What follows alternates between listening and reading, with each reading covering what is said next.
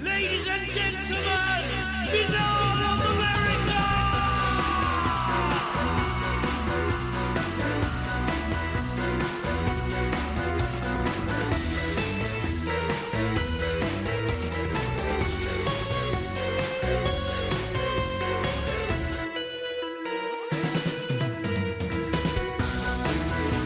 And now, ladies and gentlemen, Banal of America Audio with your host, Tim Banal.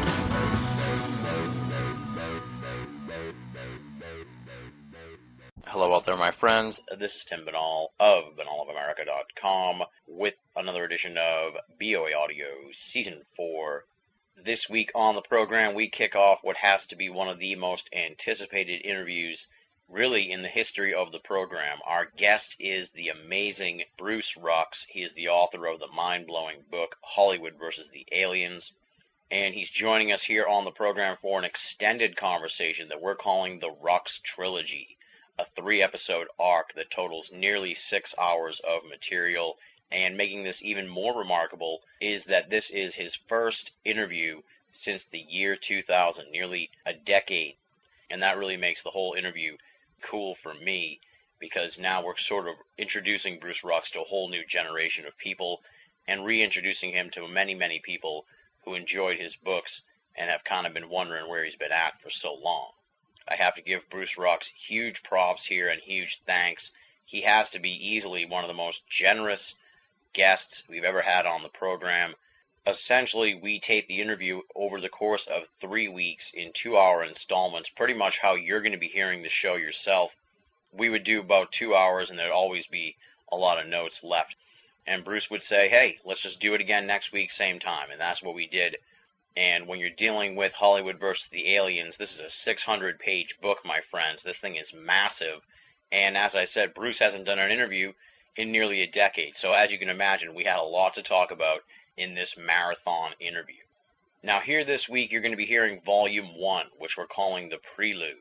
And the reason we gave it that subtitle is because really it sets the stage for the whole interview, sort of lays down the foundation of the Rux Trilogy and what Hollywood vs. the Aliens is all about.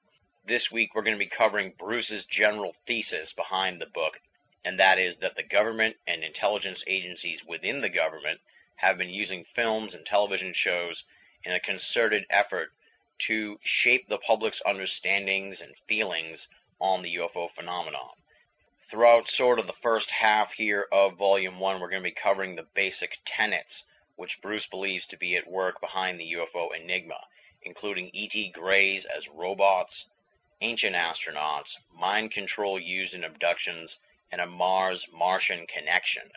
We're then going to move into the beginnings of this education program as Bruce sees it, with the 1938 Orson Welles War of the Worlds radio broadcast.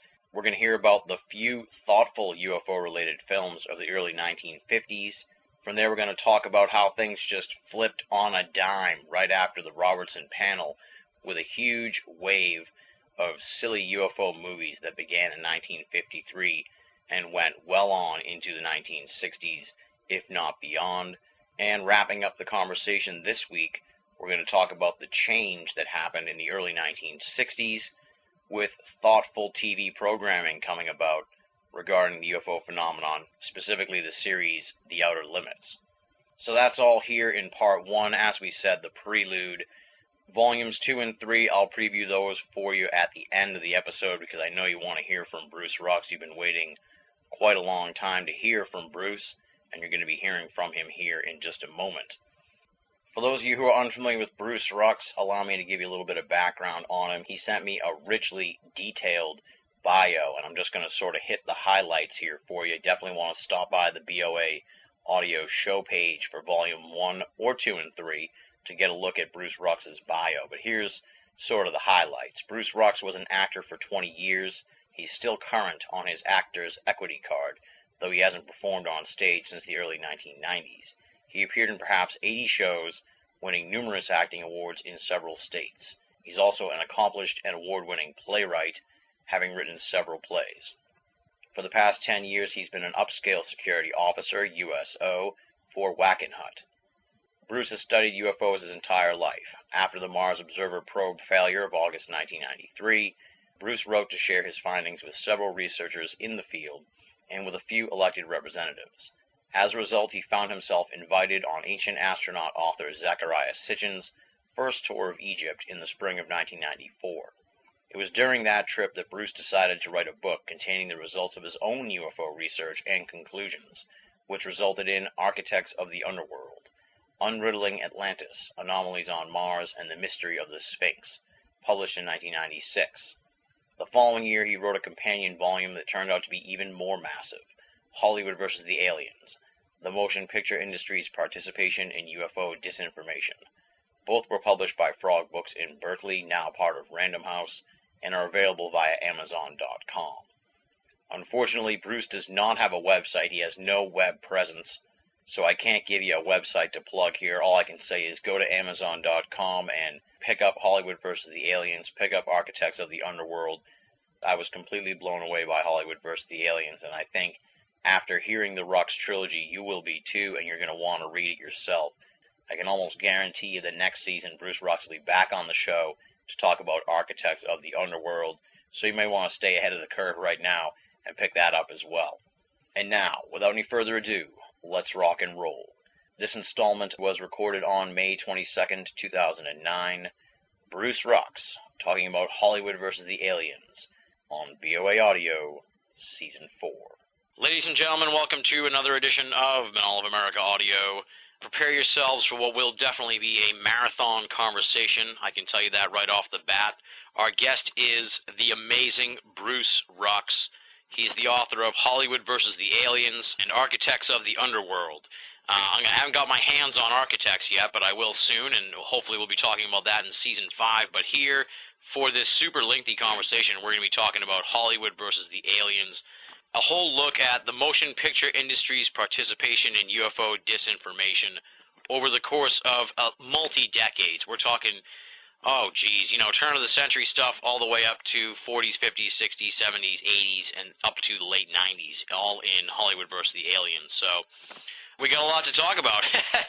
And the really cool part about this interview, too, was much like our Swedish ufology guest, ironically enough, who we had a couple weeks ago, the idea of bringing Bruce on the show came to me from a BOA Audio listener who wrote to me way back in December of 2006, believe it or not. So this is a 2.5-year interview in the making.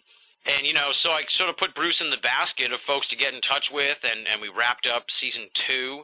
And I was like, where's Bruce Rux? I can't find him anywhere. He hasn't done any interviews in a while. He doesn't have a website or anything. I mean, this guy's off the grid. And I couldn't be happier for him because, to be honest with you, if I could get off the UFO grid, I'd be happy sometimes. But but he was off the grid, and, I couldn't find this guy. So fast forward, a year goes by. We're close to wrapping up Season 3. And finally, I get a hold of Bruce Rux. I find him after, a Boba Fett-esque hunt for Bruce Rux. I finally track him down. And then I got my hands on the book, and it's like 600 pages. So we had to put Bruce on the back burner so I could really sit down and read this book, first of all, and digest it, because it's a massive tome that he should be really proud of, because it's amazing, and it's the kind of book that I wish I could have written.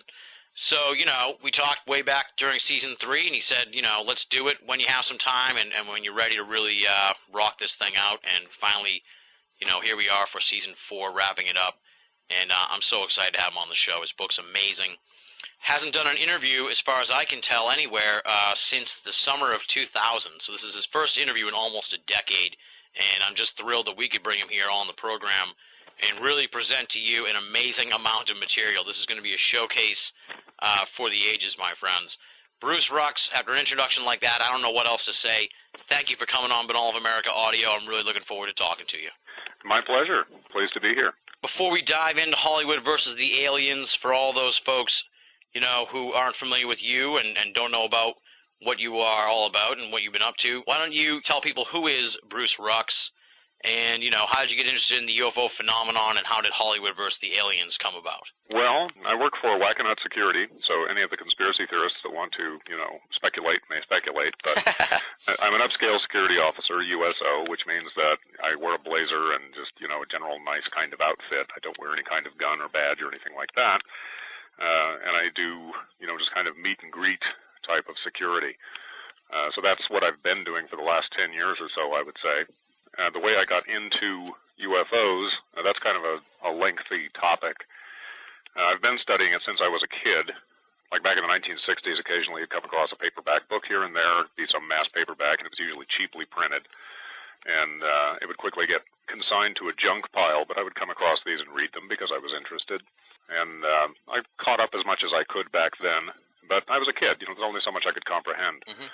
And I continued studying it a bit through junior high, on and off. I got involved in ancient astronaut research at that time, which I thought was incredibly interesting, and obviously is the direction that I moved off in as far as UFO research goes. Yeah. I'm convinced that's the correct path. It was not steady research. I mean, it wasn't like an obsession or a passion or anything. It was just something that, like a lot of other subjects, I picked up over the years and gradually assembled my own views on it until I had enough evidence that I thought, yeah, I think this is it. And I'm reasonably convinced that I am. The personal view, I would call it, I happen to know someone who I'm absolutely positive is an abductee, and I have since spoken with them. I had not spoken with them before I wrote my book, or books, I should say, but I have bumped into them not too long ago. And mind you, I hadn't seen this person in, 15, 20 years, long time. Yeah. But I grew up with them, and they told me a story at one point that had to do with an extremely bizarre nocturnal visitation.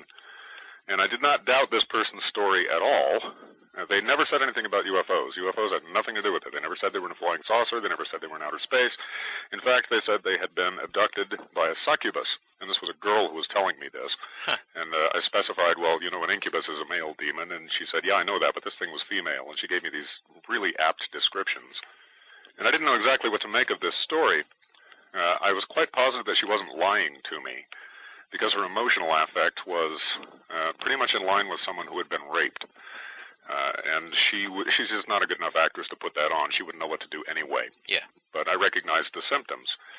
So I listened very seriously, and I really didn't know what to make of it, but I stuck it in the back of my head and said, well, whatever this is, this merits some kind of further study at some point. Well, sure enough, years later, David Jacobs came out with his first book, Secret Life, and more than any other book that I have read, I think that outlines the abduction phenomenon just about perfectly, because absolutely everything that she had told me, and this was decades before he had written this book, was exactly what he was writing in this book, some of it word for word. And it was coming from all kinds of different people, and that was the point where I said, now I've got a handle on this. And one of the things that he brought up was that it's not a once-in-a-lifetime thing. It's not some random pickup. But UFO abductions are literally lifelong experiences. They begin in childhood and frequently even infancy. At least the vast majority of them do. Yeah. And that kind of put me in the right direction as far as study went. That led me to such things as CIA mind control experiments and stuff like that. One of the reasons that you would want to pick somebody up repeatedly, and every UFO abduction researcher has said that anyone who was picked up is mind controlled. That's part of the process. Well, mind control requires repeat visitations to kind of keep the wiring solid, if you will. Yeah. So, yeah, of course they would pick up the same people and keep coming back to them over and over again. And what this person had been telling me, I was absolutely convinced had to be a UFO abduction. Now, I never suggested that to them. Like I said, I wasn't even in contact with them. They'd moved to another part of the country. I hadn't seen them in ages. I wrote my books, and many years after I wrote my books, so like I said, this was just a few months ago, she tracked me down, and we talked about this. And she is also convinced that that is the case.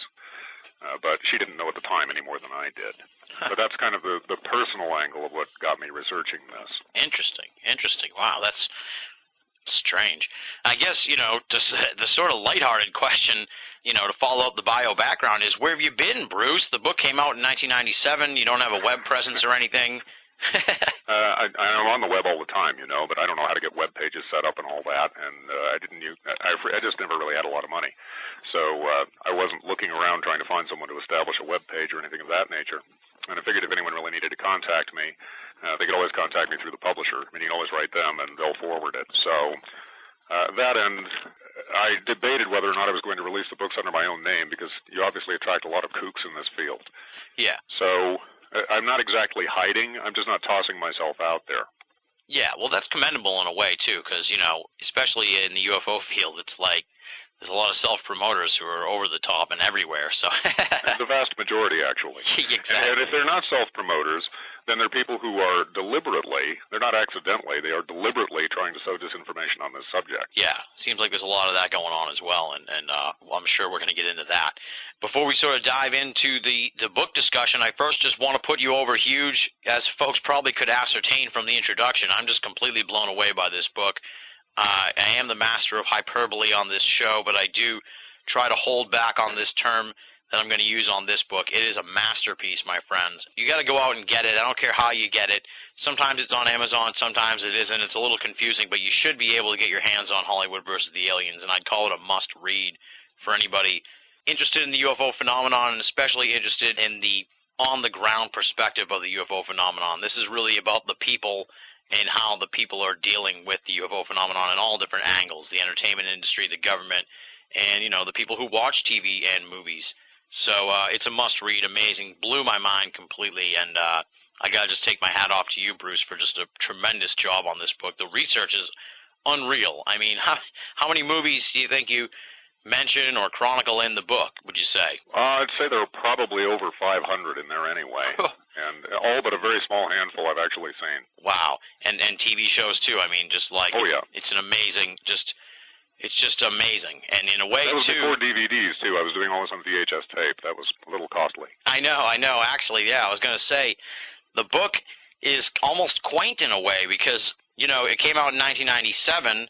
Pre-9/11, really at the very beginning of the internet boom. So I don't even know if there's, I was looking earlier today to see if I could find any mention of the internet in the book, but there may be something in the introduction, but otherwise, no internet references really, and obviously, so much has changed since 1997 that it was like amazing. And of course, we're going to get into, post-Hollywood versus the Aliens and what you think is going on since the publication of the book, of course, a little bit later on here in our conversation. But yeah, I definitely thought the book was it was like a time capsule and an amazing journey through the years of movies and TV and how this UFO thing has been portrayed over the years, which is something actually that I had thought of as something I wanted to write a book about, like before I'd heard of you. Before someone wrote to me and said I should interview you, they were like, Hollywood versus the Aliens, and I was like, oh no, this guy wrote my book. I'm sorry if I stole your thunder. Well, you did a better job than I would have done, I'm sure. So, I mean, the book is just amazing, and I just can't put it over enough. I hope folks go out and pick it up and read it. At the risk of oversimplifying everything, I guess let's sort of just boil down the general thesis of Hollywood versus the Aliens for folks who are just coming into their own here and coming into the interview and finding out what we're going to be talking about. Sort of give them a thumbnail look at what is Hollywood versus the Aliens all about? Well, first off, I'm operating from the premise that the government knows all about UFOs. At least they know that they're out there. They know that they are not from Earth. They've been studying it since at least 1947, probably considerably before. Roswell was real. We definitely did pick up some crash wreckage of an extraterrestrial vehicle, and the government scurried behind the scenes to create their own secret research groups for a number of reasons, all of which make perfect sense. They were terrified, quite frankly, and that was not knowing the intentions of who was coming down here, just recognizing a superior power that can come into our airspace anytime they want. That's pretty scary. Plus, we've got some of their technology in our hands now, and we don't want to let anyone know that that exists. We want to exploit it as much as we possibly can, and the best way to do that is in secrecy. So with all of this working on them, the government assembled the best people they could in private to study everything that they possibly could to the maximum ability. And along the way, they were deciding how best to eventually disseminate this material. They had a two-pronged problem. The first problem was we need to keep it secret, and the second problem was eventually we're not going to be able to keep it secret. So how do we deal with this? And the answer was you ridicule it as much as possible. You use a two-pronged counterintelligence attack. You use misinformation and disinformation in order to keep people confused and off balance. And eventually you're also kind of seeding in some actual information there from more credible sources so that they can begin learning about it along the way. And then in a very gradual process, by the time it does become public, it's not so much of a shock to everybody. And the means by which they do that is through the entertainment medium as well, as well as other things, of course. But Absolutely. Yes, Hollywood especially, the Robertson panel, a CIA-convened panel of scientists in 1953, made that exact recommendation. They said Hollywood even recommended Walt Disney particularly. Yeah, it's long been discussed that he was in the intelligence community. I was stunned by just some of the names, too, throughout the book that come up repeatedly that you think may have also, been dabbling in that sort of realm, including Vincent Price was one of them that really stood out to me as a surprise. I was like, wow, this one I never even considered, and many other folks that we're going to get into in a little bit. You probably don't really know this for a fact because of just the secrecy of it all, but sort of take me through a little bit how you think that influence, was meted out by the intelligence communities. Did they bring the director in and tell him to do things a certain way, or did they have their hands on the writers, or, was it sort of, through the studio? I'm sure it was sort of like all of the above. But Checkbox D, all of the above, yes. Technically, what's a good way to put this?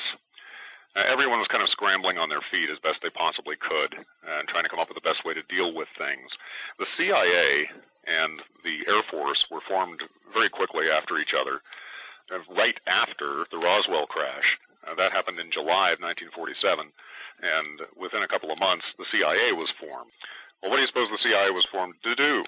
The CIA was formed to study all kinds of things, obviously. They were carrying on the work of the OSS in World War II.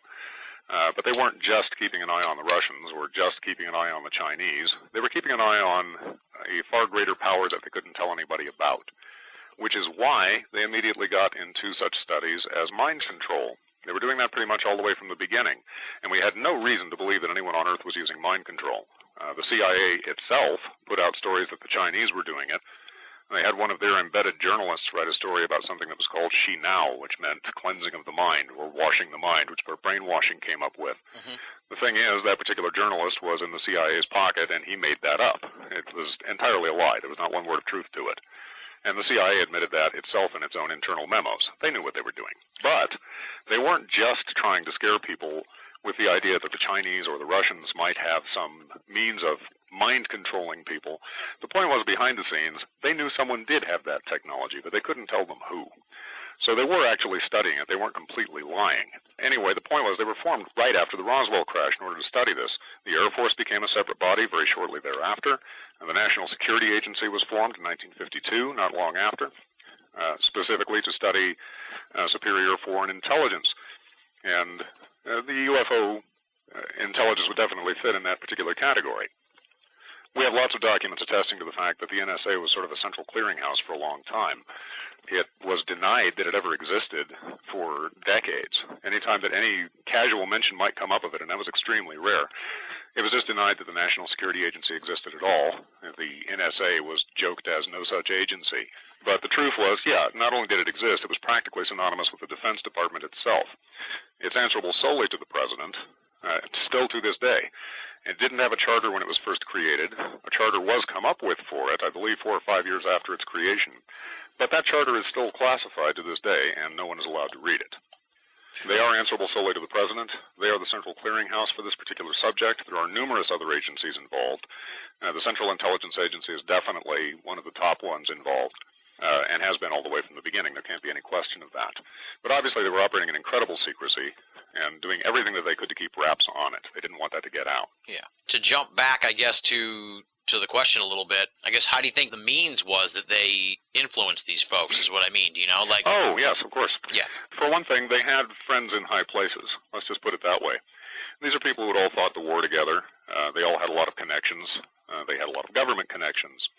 So what do? They're all involved in their own private businesses and all of that, and some of them are getting involved in Hollywood or being specifically embedded in journalism. There were quite a many in journalism and in Hollywood as well, as it turns out. So they didn't exactly have their thumb on them. They didn't need to. These are friends. These are people that have done work for them before. They were putting out war propaganda in World War II, some excellent examples of which there were 3 or 4 movies talking about what a wonderful country Russia was during World War II because they were our allies. Like Song of Russia. It's like, oh, what a magnificent country. And then, immediately after the war, all of a sudden we're demonizing them. They're our enemies, and you see nothing but the Red Menace coming out. Yeah. This is all because of Hollywood's cooperation. As recently as the Bush administration, I have to give them credit for at least one thing. Very early on, after 9/11, the administration got up right in front of the TV cameras and said, Hollywood is cooperating with us in creating war propaganda. They just said it that boldly. And I have to give them at least that much credit. They were honest about that. But it had been going on since World War II. This was nothing new.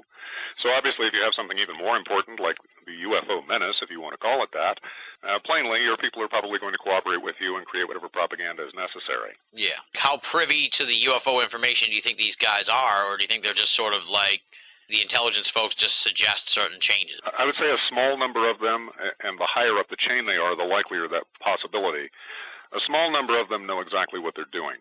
Now, the ones beneath them are just taking their marching orders pretty much, and a lot of it does come down to influence such as, well, I like this script, but if we did this, and, the writer is not going to fight with them or whoever they're dealing with because they want to get their stuff put up. Yeah.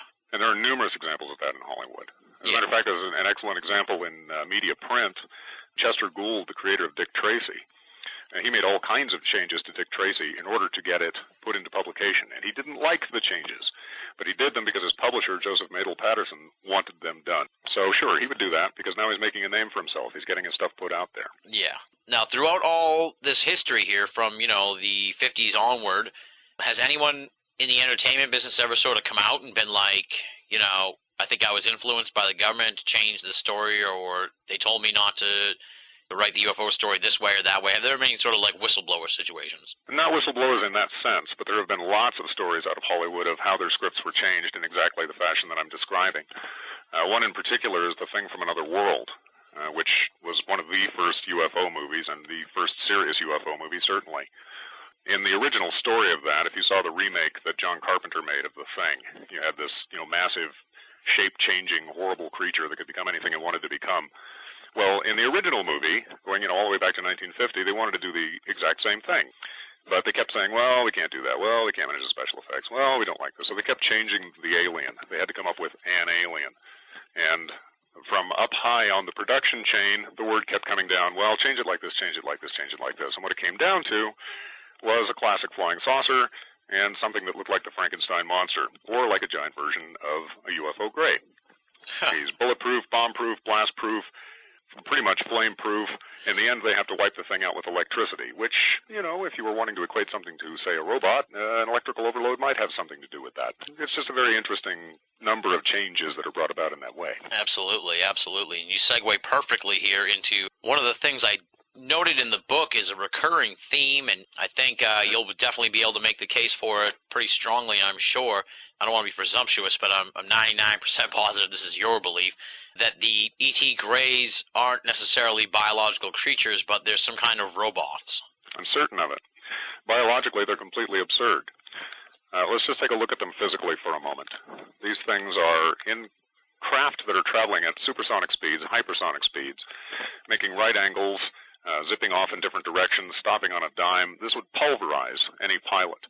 And we even have some records from the FBI of UFO crash recovery where they talk about 3 occupants having been pulled up that were wrapped like crash test dummies, sort of, or wrapped like test pilots, rather.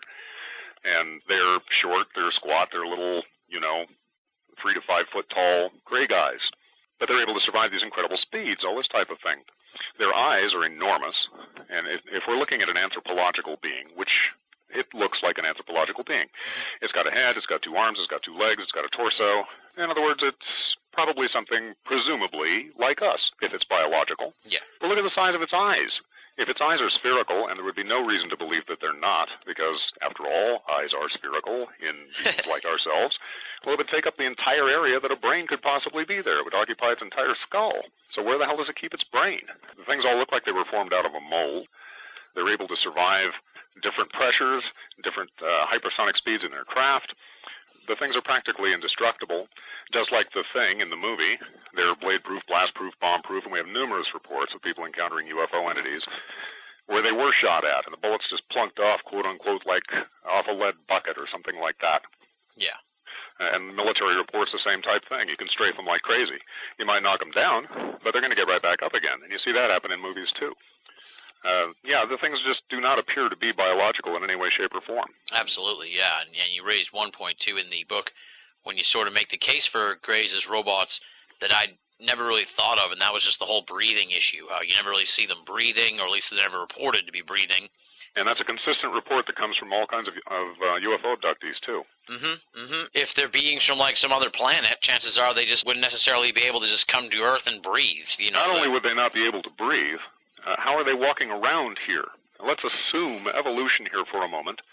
What kind of planet would these guys have evolved on? In theory, they would have evolved on a lighter gravity planet. If they came here and they're walking around without some kind of pressure suit on, I'd think the pressure would kill them. The gravity they look awfully spindly. I would think that the gravity would be a little hard for them to move around in, but it doesn't seem to be. And when they do move, they move, quote unquote, like German soldiers in movies. This, again, is a frequent report. It comes up over and over and over again. They're kind of staggering around like they're on stilts. They move stiffly. They move awkwardly. They don't move realistically. And even when Bud Hopkins was doing research I'm trying to remember which one he put up as a miniseries on TV. Dan Curtis did it. Intruders, I think it was. I think so, yeah.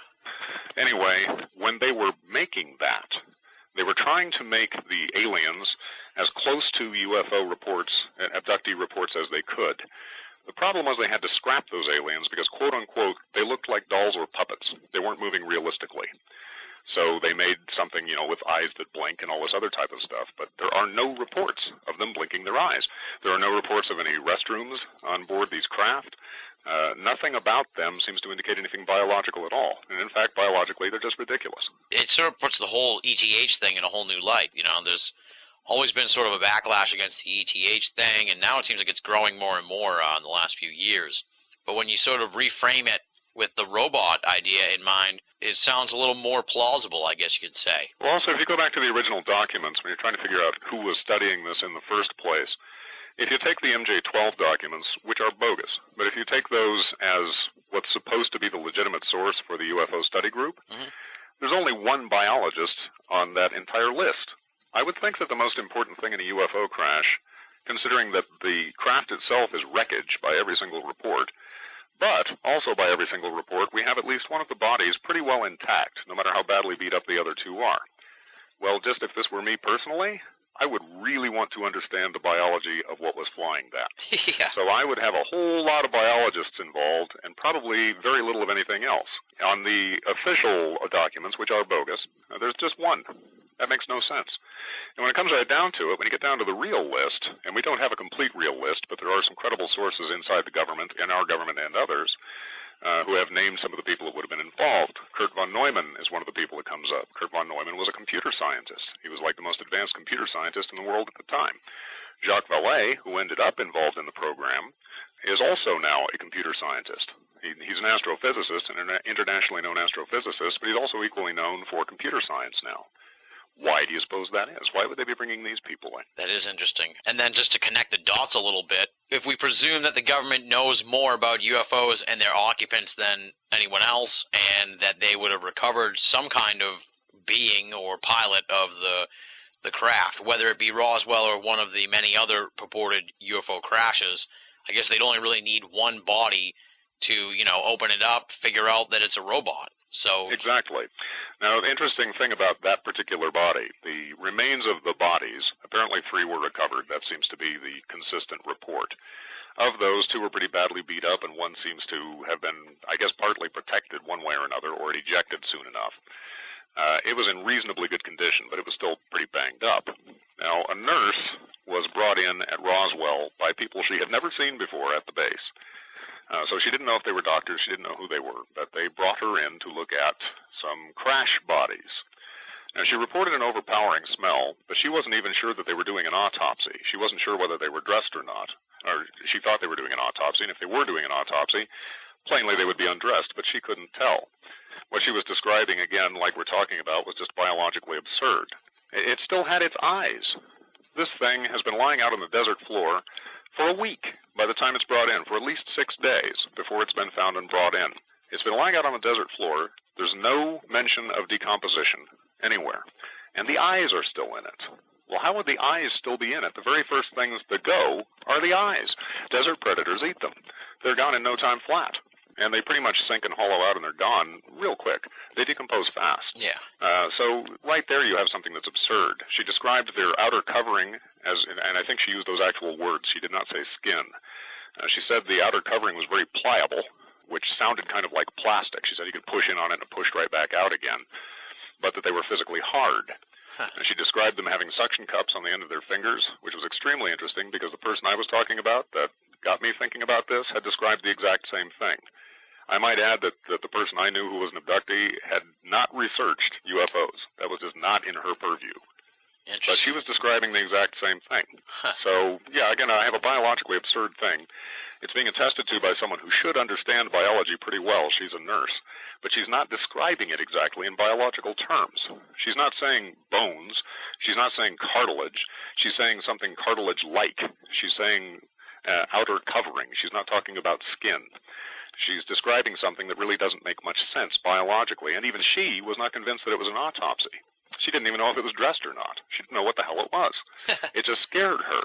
Yeah, you kind of almost think it's like maybe one of the biggest secrets of the UFO phenomenon, or something that hasn't, like, people have always sort of, I guess, considered that they're robots, but I'm surprised it hasn't really been given more thought, I guess, or hasn't taken its place, you know, as one of the pillars of the ideas of what they are. Do you know what I mean? It's actually a critical issue. I have heard abduction researchers half admit that they might be robots. They say that because they don't want to admit that.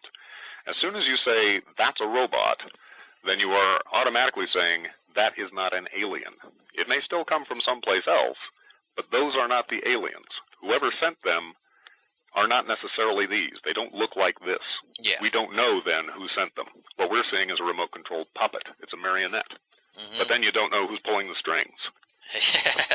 Exactly. And then just to sort of build the bridge here to what we're talking about then, when you look at all these movies of the past, 5 decades, almost 6 decades, maybe even more, and if you take into consideration that the intelligence agencies were pushing and shaping and molding certain stories, then you have to look at all these sort of robot stories in a whole new light, which is what you do in Hollywood versus the Aliens. And it's amazing. And the continued presence of robots in the history of film and in the history of UFO stories is remarkable. And then it really makes you think. It sort of puts a light bulb in your head.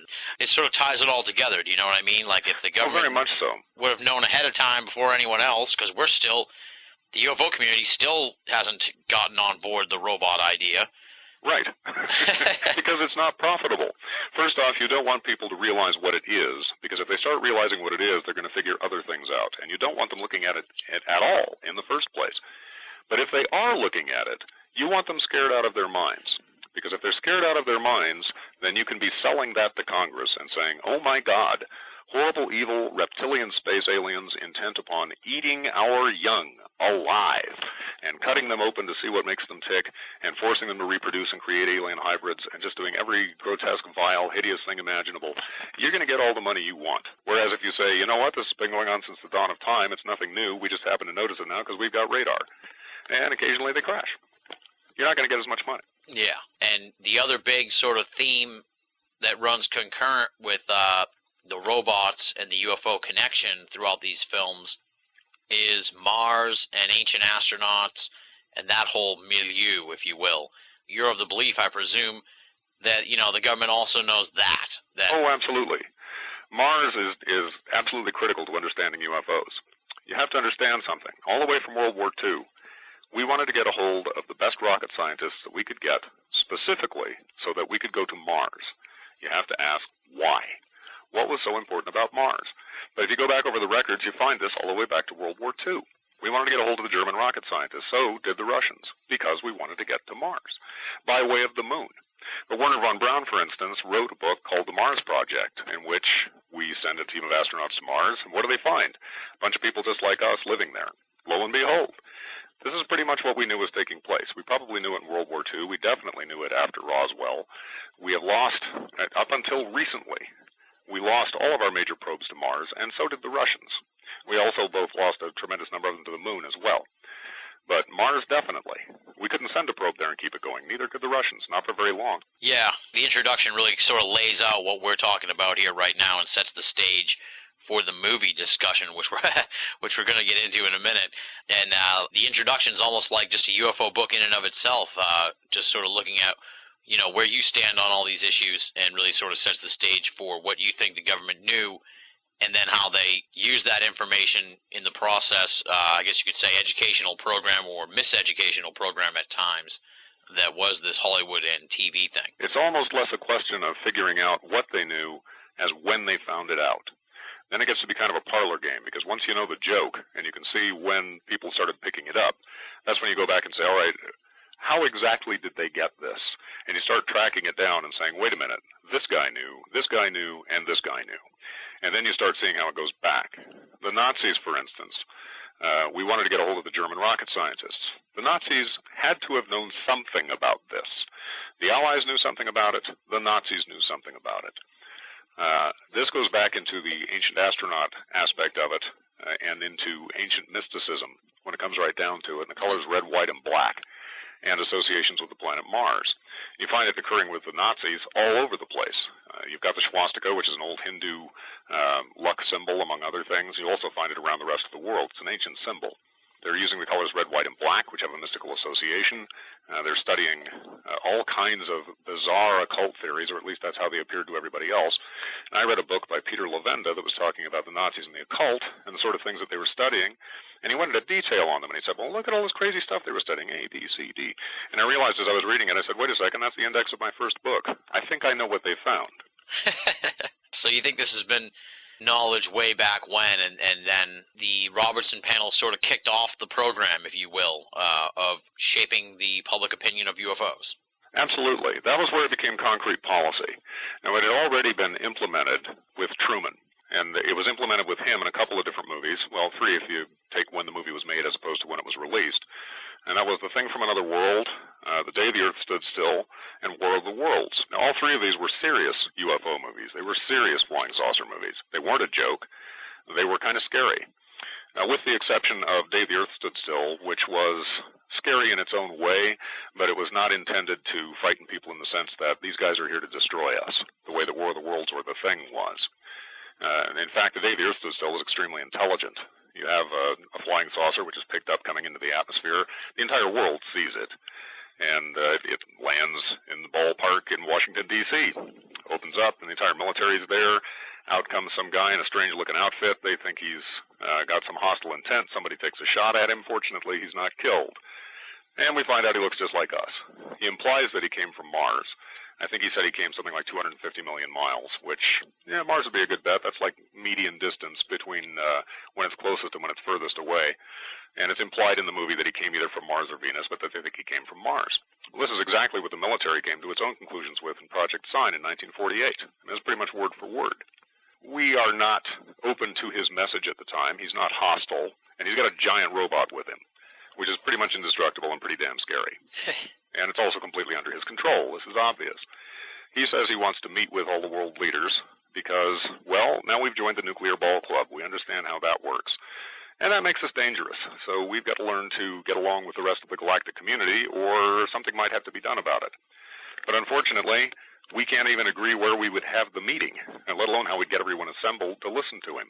So he decides to go underground and just assumes an identity, goes to a boarding house, meets some people, and eventually meets a scientist who can arrange the meeting that he wants. Of course, it all gets more detailed than that, but the point is it's a very intelligent presentation of what would happen if a superior civilization of human beings out there were trying to contact a bunch of people down here. They would be facing exactly these sort of problems, and that's probably how they would deal with them, which sort of explains the UFO abduction phenomenon. That's the equivalent of going underground. Yeah. It's like, well, we came overtly and you shot at us, and we can't exactly talk to you, so let's just get to know the locals and see what we can figure out from there. Yeah, and just refresh my memory, what year was that made originally? That was 1951. Okay. I believe, well, I'll have to check. I believe it's 1951. Now that we're sort of, knee-deep here in the entertainment medium, let me just jump back a little bit, I guess, to one of my favorite characters in the world of entertainment, Orson Welles. I'm a huge Orson Welles fan, and of course everybody knows about the big sure. production of War of the Worlds, and it's famous, it's infamous. How do you think this whole education process sort of tied in with that, you think? Well, this is where it gets interesting, and you have to ask yourself how far back the government knew any of this. Because there could have been more than one ulterior motive for Wells doing that. Now, I think historically everyone looks at it and says, oh, it was just an accident, or, oh, he was pulling a big publicity stunt. Now, where either of these things could be true, and there is some reason to believe that they might be, there is also reason to believe that they might have been government-funded or done as a request, let's say, to a friend. Orson Welles was a major FDR supporter. He was working on the fourth term re-election bid, the whole 9 yards. He was doing everything he could. And here he does this War of the Worlds thing in 1938. Well, what's the world like at that time? FDR is considering getting involved in World War II against United States.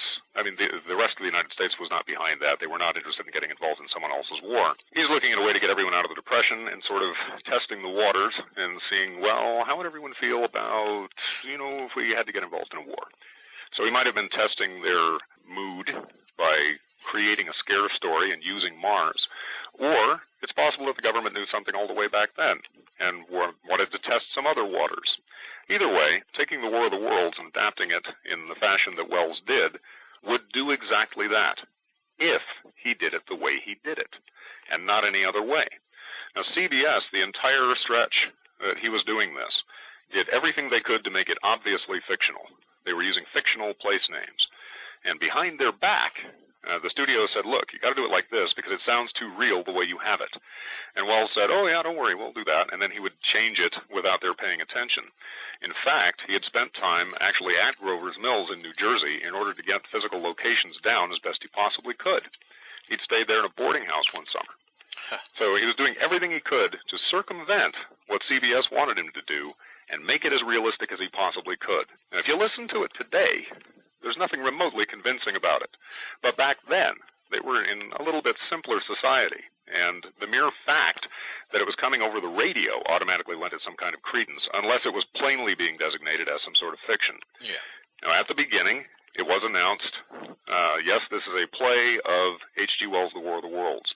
However, if Wells was shrewd, and Wells was nothing if he was not shrewd, then he would have known that nobody was going to be listening to his show at that time. He didn't pull in that much of a share. They were all going to be listening to Edgar Bergen and Charlie McCarthy. They might tune over during the commercial to see what was going on over at CBS Playhouse, and that's what a lot of them did.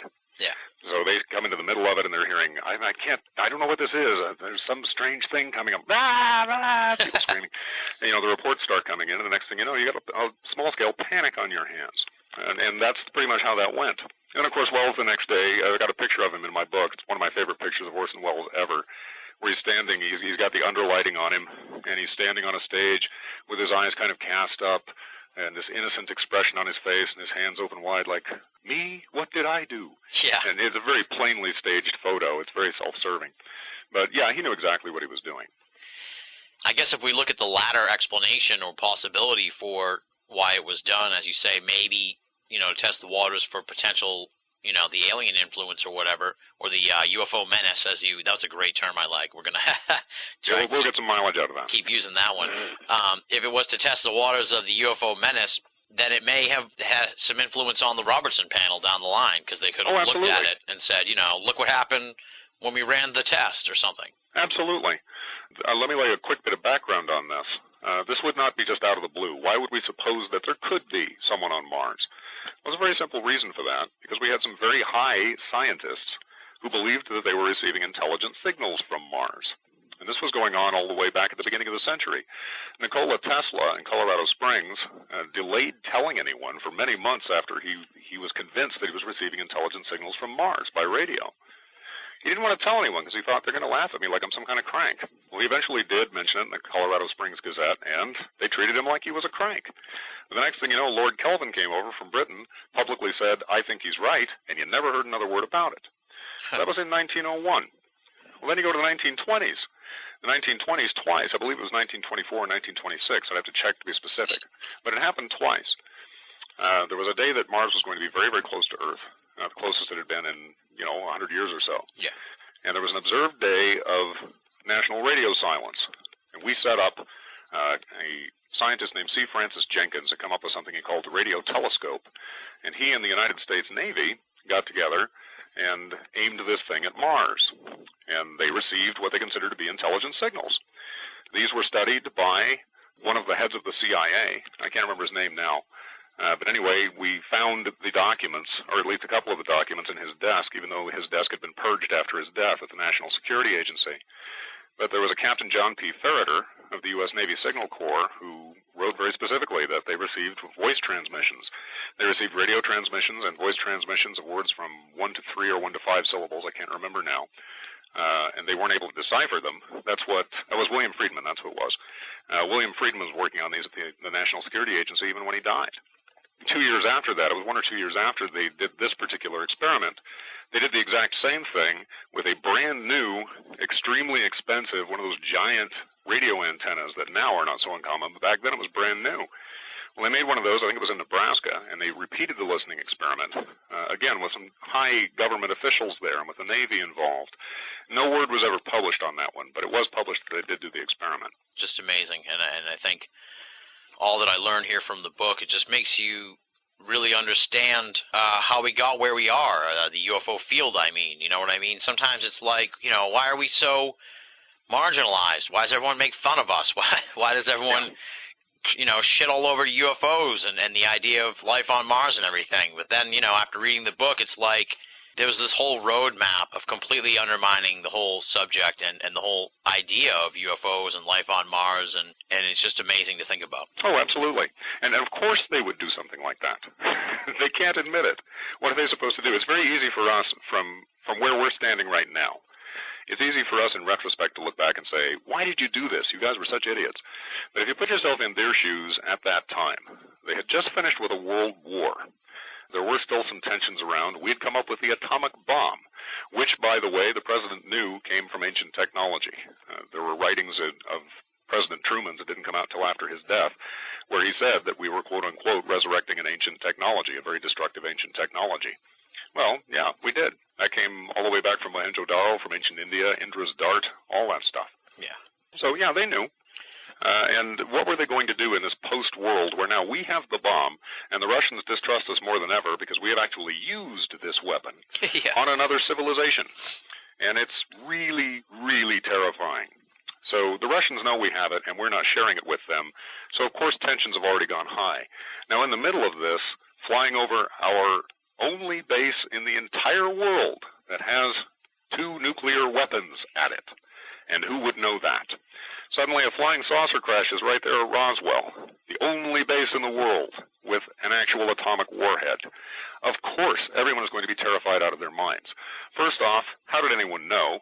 Second off, who the hell has got this kind of technology that could reach us? Third off, their technology is so great, they don't even have to come in person. This thing is a remote-controlled dummy. And they're able to fly this thing here, plainly not even from this planet. Okay, I'm scared. If I were them, I would be scared out of my damn mind. And I would do exactly what they did. I'd want to put a lid on it as fast as possible, study it in secret to the fullest extent, and exploit whatever technology came into my hands. And of course they were going to keep it secret. That only makes sense. It's easy for us in retrospect to look at it and say, oh, you shouldn't have done that. Again, playing the parlor game, I think they probably should have publicized it around 1960. The first director of the CIA, Rear Admiral Hillenkoetter, he was of that opinion when he retired from the CIA. He said, you know what, I think we should take everything that we know about UFOs and discuss it openly in Congress and share it with the American people. Now, I can't even say whether it was a right call or a wrong call to disregard that. But that was his recommendation, and he was the head of the CIA. Interesting. That would be about 20 years into the re-education or process, or at some point like that. So. Well, yeah, it would have been 13 from the Roswell crash. And if you went back from when we had some idea that someone else was out there, and again, I think probably from Mars, because it seems like we got intelligence signals from there, that was all the way back in 1901. So depending on who was sitting on that information or how much they were paying attention to it or how much time had been devoted to it, yeah, they'd known for quite some time. And certainly from the time of Roswell on, there couldn't have been any doubt. Yeah.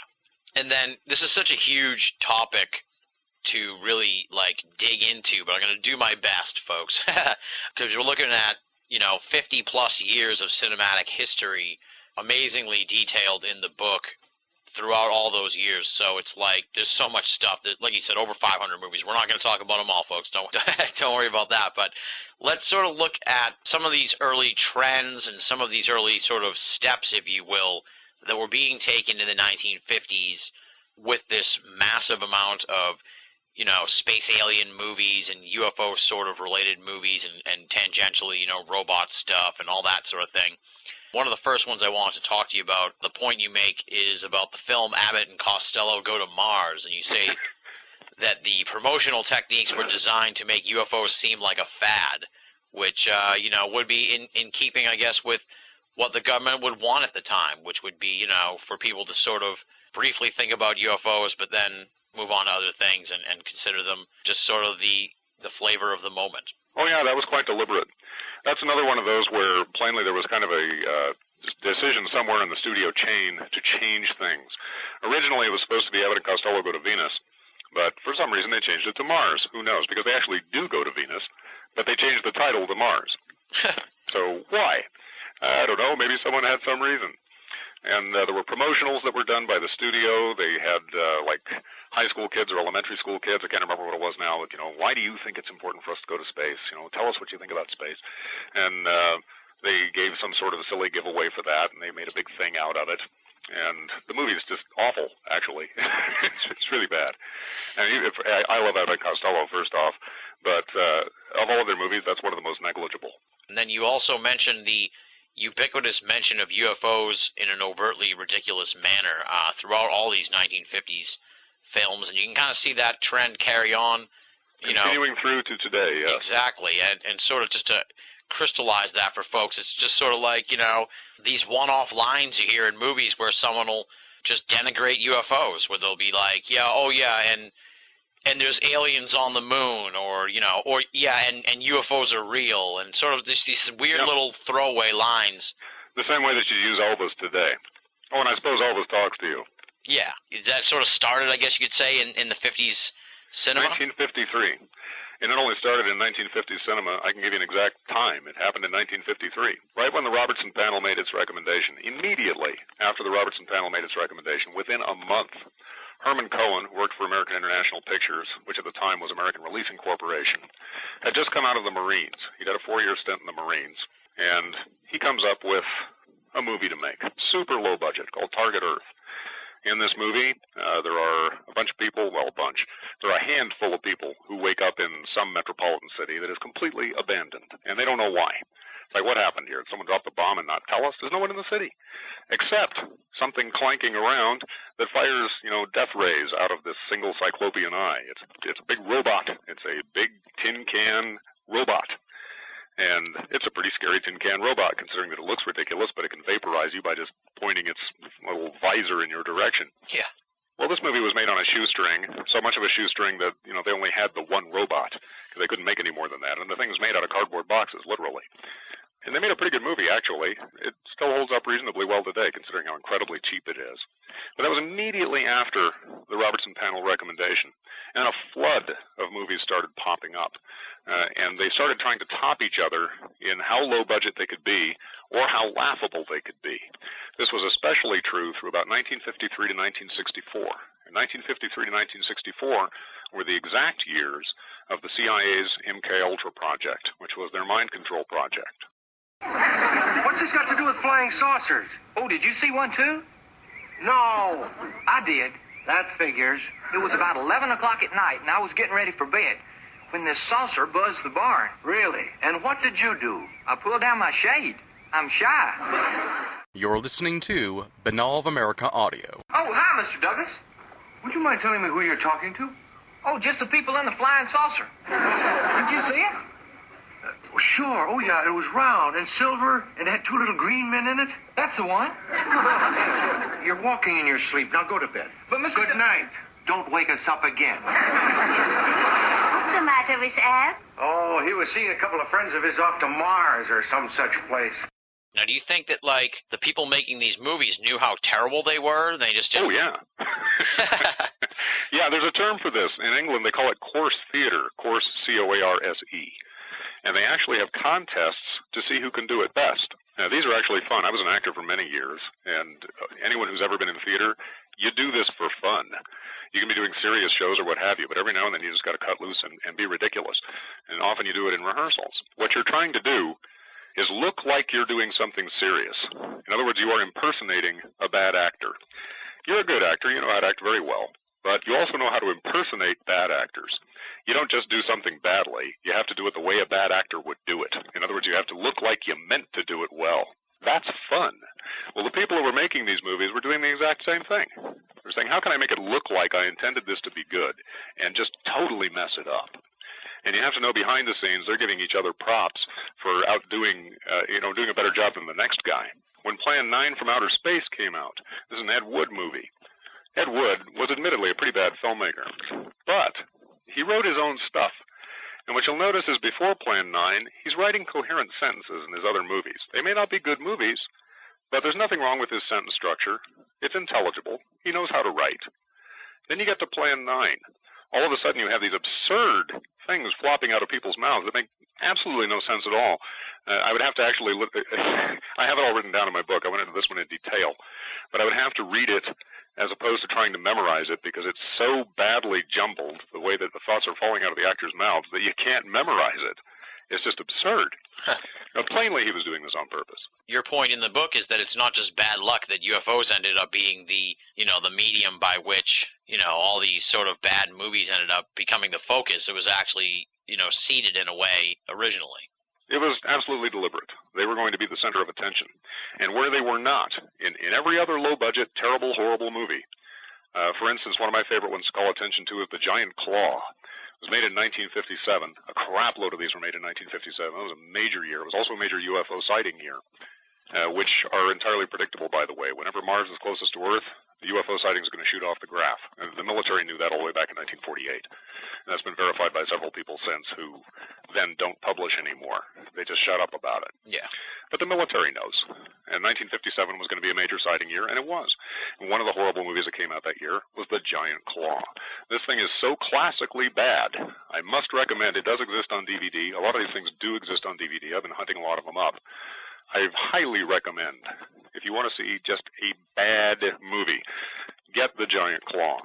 This is about a giant bird from another dimension flying around in our skies like a giant battleship. And they use the phrase, like a giant battleship, about 50 times in the movie, plainly trying to make it more and more ridiculous every time it comes up. Yeah.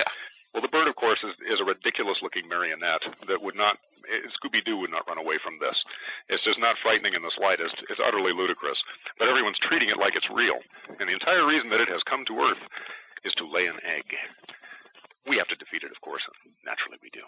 Yeah, I remember the dissertation dissection of the giant claw in the book. It is one of the more amusing ones in there. Oh, yeah, it's a classic. I'm going to have to look that one up for sure. And you do make a good point in the book that, like you said, for instance, 57 was a huge year for these types of movies. The powers that be, if you will, who are orchestrating the disinformation and misinformation regarding the UFO menace, they could have, only sort of influenced a handful of films, and then the way Hollywood is, which we still see nowadays, is that once one thing sort of hits, everybody's doing it, and it explodes, and you don't need to prompt these people to do bad UFO movies because As they say in Hollywood, imitation is the sincerest form of television. Yep, it takes off on its own impetus. You only have to do a few of them, and the next thing you know, everyone else is going to follow suit. You've already established the template. Now everyone else is going to be doing the same thing. Yeah. You don't even have to do anything. It's just going to take off on its own. There's something that we should delineate here real fast just so people don't get lost. The difference between misinformation and disinformation. Mm-hmm. Disinformation is where you have a highly credible source, like a general who's been in the Air Force his entire life, telling you information that is just not credible. He's doing it with a completely straight face, and you're sitting there listening and saying, and the aliens like strawberry ice cream. I see. And let me see, they have underground bases, and what are they doing? Oh, I see. They're not homosexual, but they like men. And and they just keep telling you these ludicrous things, and they get more and more ridiculous. And, of course, eventually this guy is exposed as a liar. That is disinformation. It's something that is intended to hook you and then sour the subject matter for you by being exposed as a hoax or a lie. Misinformation, on the other hand, is where you take a ludicrous source and put completely accurate information in it, which is exactly what we're talking about here. If I take a ridiculous flying saucer movie or some other kind of movie and put accurate information in it, no one's going to believe it because it's coming from Gilligan's Island. Yeah, like the rhetorical question here is, when they're doing something like that, why would they even put the accurate information in? If they're just trying to, sort of get people off the idea of UFOs and turn them off of it, why put accurate information in? Because then, if they start to sniff out the truth, if someone is actually doing some good investigation and they start hitting on it, they're going to come to the point and say, robots from outer space? I saw this on a movie the other night. This is absurd. I can't believe I'm doing this. And they pitch it. Interesting. Okay, yeah, I see where you're going now then. It sullies the whole thing anyway. Yeah, and since it's a two-pronged attack, it keeps you off balance. I see exactly what you mean now. I guess the other rhetorical question I had here is, it did seem like some of these movies from the 50s ended up becoming like classics and remade and stuff like that. Absolutely. If they were so bad and everything, how come they ended up being remade over and over again? Because they've become their own fond form of an institution. When they were putting these things out, they were mostly hitting the drive-ins. Now, there's a whole generation of people who don't even know what a drive-in is anymore unless they saw one depicted in a movie. But back when I was growing up, through high school and into college, the drive-in was the place you went. We didn't have VHSs, we didn't have DVDs, and TV went off the air at a certain time each night. And you didn't have cable, so you didn't have many channels either. You had maybe 4. So where's your big source of entertainment? The drive-ins. They called them the passion pits because no one went there to really watch the movie. You went there to make out or just have a good time. No one's really paying that serious an attention to it. It's sort of background noise. Yeah. So in the middle of the heavy breathing, you're picking up robots from outer space and giant flying battleship birds from another dimension here to lay an egg. And the result of this, of course, is that it starts getting to, you're laughing at it, you're having a good time, you go tell your friends, and it all starts spreading around. It's very infectious. Yeah, and that's a big point that you make in the book, that this aura developed around UFOs as a result of all these bad movies, and how they're tied in with bad plots, bad acting, outrageous costumes, and just stilted and terrible acting. And you can't have more fun. The whole point. My friends and I still do this. We have, and I'm sure a lot of your listeners do too, and maybe you do. We have bad movie nights. That's where, you rent some movies, you say, what's your favorite bad movie? Or I just saw the most awful movie. This thing is ridiculous. And you just can't wait to share it with somebody. So you rent the thing and you have parties around it, and you do exactly what we used to do with a drive-in. You get together and you have some drinks and some popcorn or what have you, and you just kind of get shit-faced and laugh your ass off at something really awful. Yeah. Yeah, when you have 500 channels of cable, it's usually pretty... Yeah, it's real easy anymore. It's easy pickings.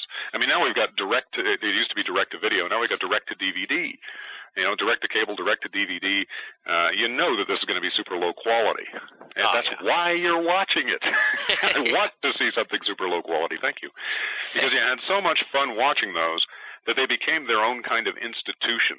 And so you have things like Invaders from Mars and The Fly and what have you, and they get remade because one generation remembers that and said, I watched that again the other night, and the effects are kind of chintzy, and the movie was actually not bad except for the effects. Maybe we could do that better.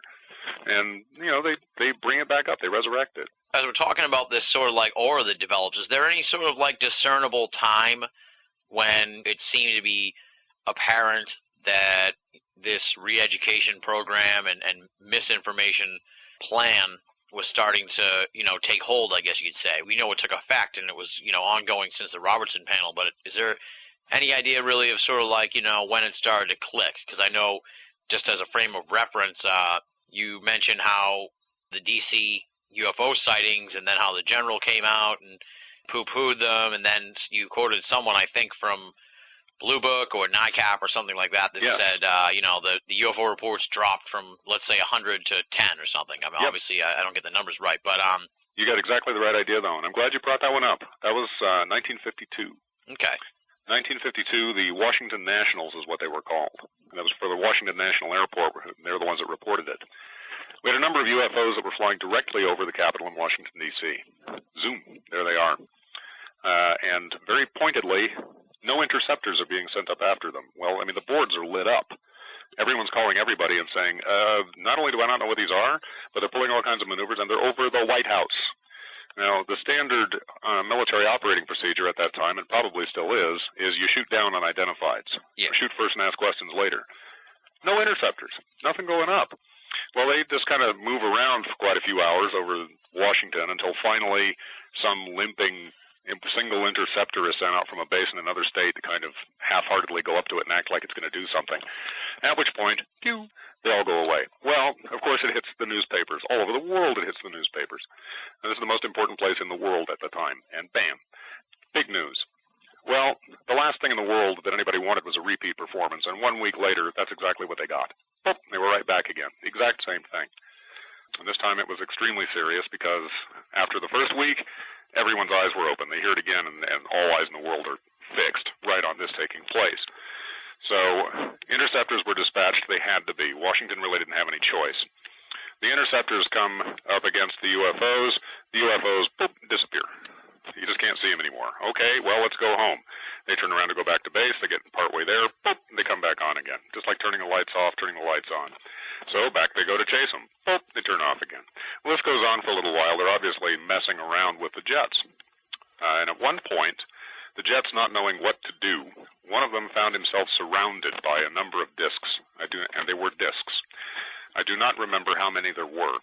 There's an MGM, or no, it was United Artists, excuse me, I think, a UFO movie that was made in 1952. It was the first real UFO documentary, and it's pretty tame, but it does put out quite a bit of stuff, which for that year was amazing. Or it wasn't 1952, it had 1956, I think, because the Nationals were 52.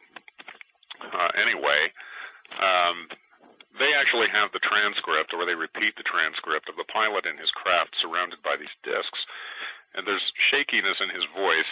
He's radioing back to base and saying, well, they're around me. Do I engage? And there was sort of a tense silence, and you know the guys on the other end of the line are debating that answer themselves very seriously, because if they tell him to engage, this guy's going to die. Yeah. And if they don't, then they've got egg on their face. Well, apparently the UFO was listening because it waited just long enough and it understood the brinksmanship game, and then they all pulled away. And the guy was able to just kind of sweat at home and then clean the yellow stuff out of his jumpsuit. So that was done.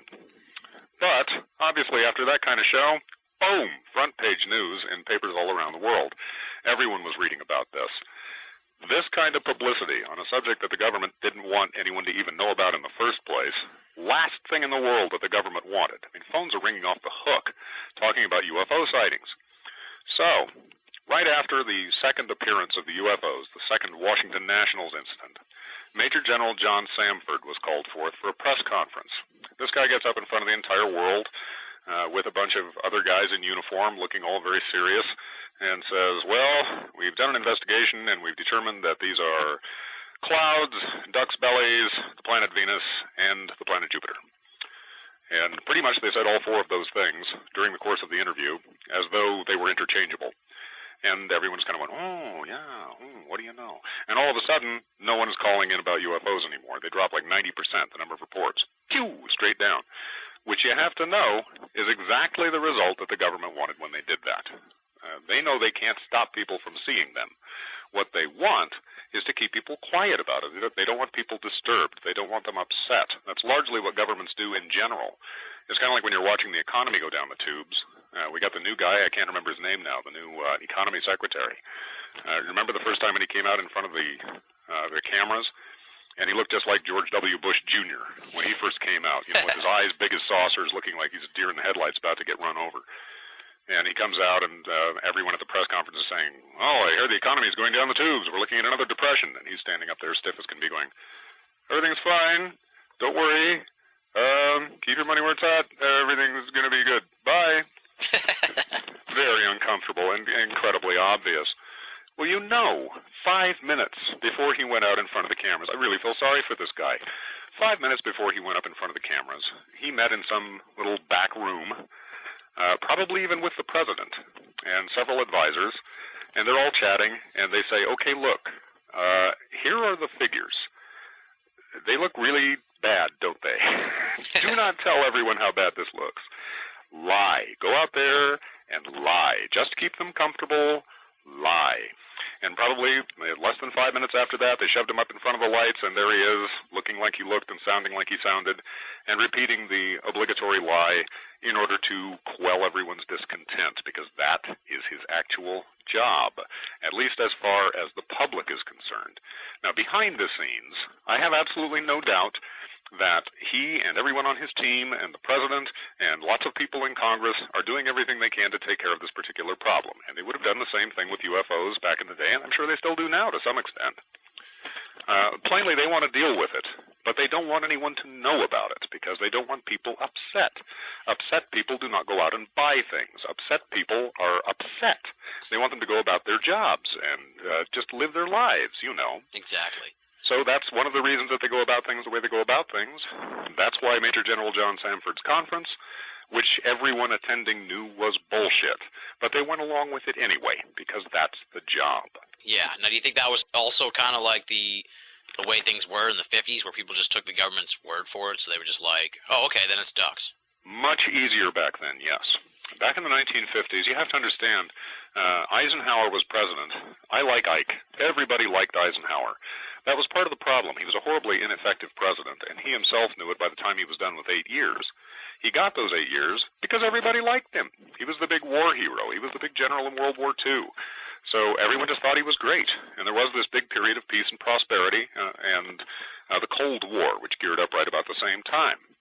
And it wasn't until the end of his tenure that he recognized the military-industrial complex, as he put it, and actually warned everyone about it. But through that time, even he was oblivious to everything that was going on. I don't think he was a complete boob. I just don't think he knew everything that was going on underneath him, and I don't think most presidents since have either, and maybe a lot of them before.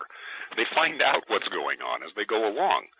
I mean, they're given reports, they're given briefings, but how serious is the briefing that a president is given on Vietnam, for instance, when he comes in? That depends on who is being talked to. When a senator goes over to Iraq today and says, well, I hear we've got torture going on and all this other kind of stuff. Oh, no, here, let me show you around. And they're going to take this guy to all the prearranged things that they have staged and all the safe spots and say, see, everything's fine, everything's under control, unless they need more money or unless they need to keep things going more. Then they're going to take him to a hot spot and say, oh, my God, look at this, it's horrible. But they're going to spin it any way they want to spin it. And how is this guy going to know? He's being taken on a show. And that show has a pre-designed end. And they will probably get that pre-designed end. Well, the same thing was happening with UFOs. The same thing was happening with the Cold War. That's just how the game is played. That's what they're about. It's interesting to sort of contrast that press conference with the other famous UFO press conference with, I don't know, I'm hoping you know what I'm talking about, with the governor of Arizona, and he brought out the guy dressed as the alien, and sort of everybody laughed. I don't doubt that. In fact, I probably saw it at the time. Was this when they had the, I think it was 97? Yeah, the Phoenix Lights and everything. Oh, yeah, the Phoenix Lights. That's exactly what happened with the Phoenix Lights thing. The Phoenix Lights, for anyone who doesn't remember, because this was swept under the rug as much as it possibly could be, this was pretty much like the Washington Nationals. It was major, major news. The news did not cover it much, but for a few days, or even a few weeks, there was a lot about it, and this was in the mainline news. This was on the nightly news. If you tuned in ABC or CBS or NBC, they would talk about it at some point during the course of their show. Thousands of people had seen this enormous UFO over Arizona, and they all called it in. They all reported. There were pictures of it, and this stuff is getting on the news. And sure enough, what happens down the line? Well, the governor comes out and trots out a guy dressed up as an alien. See, isn't that funny? Well, it's all done.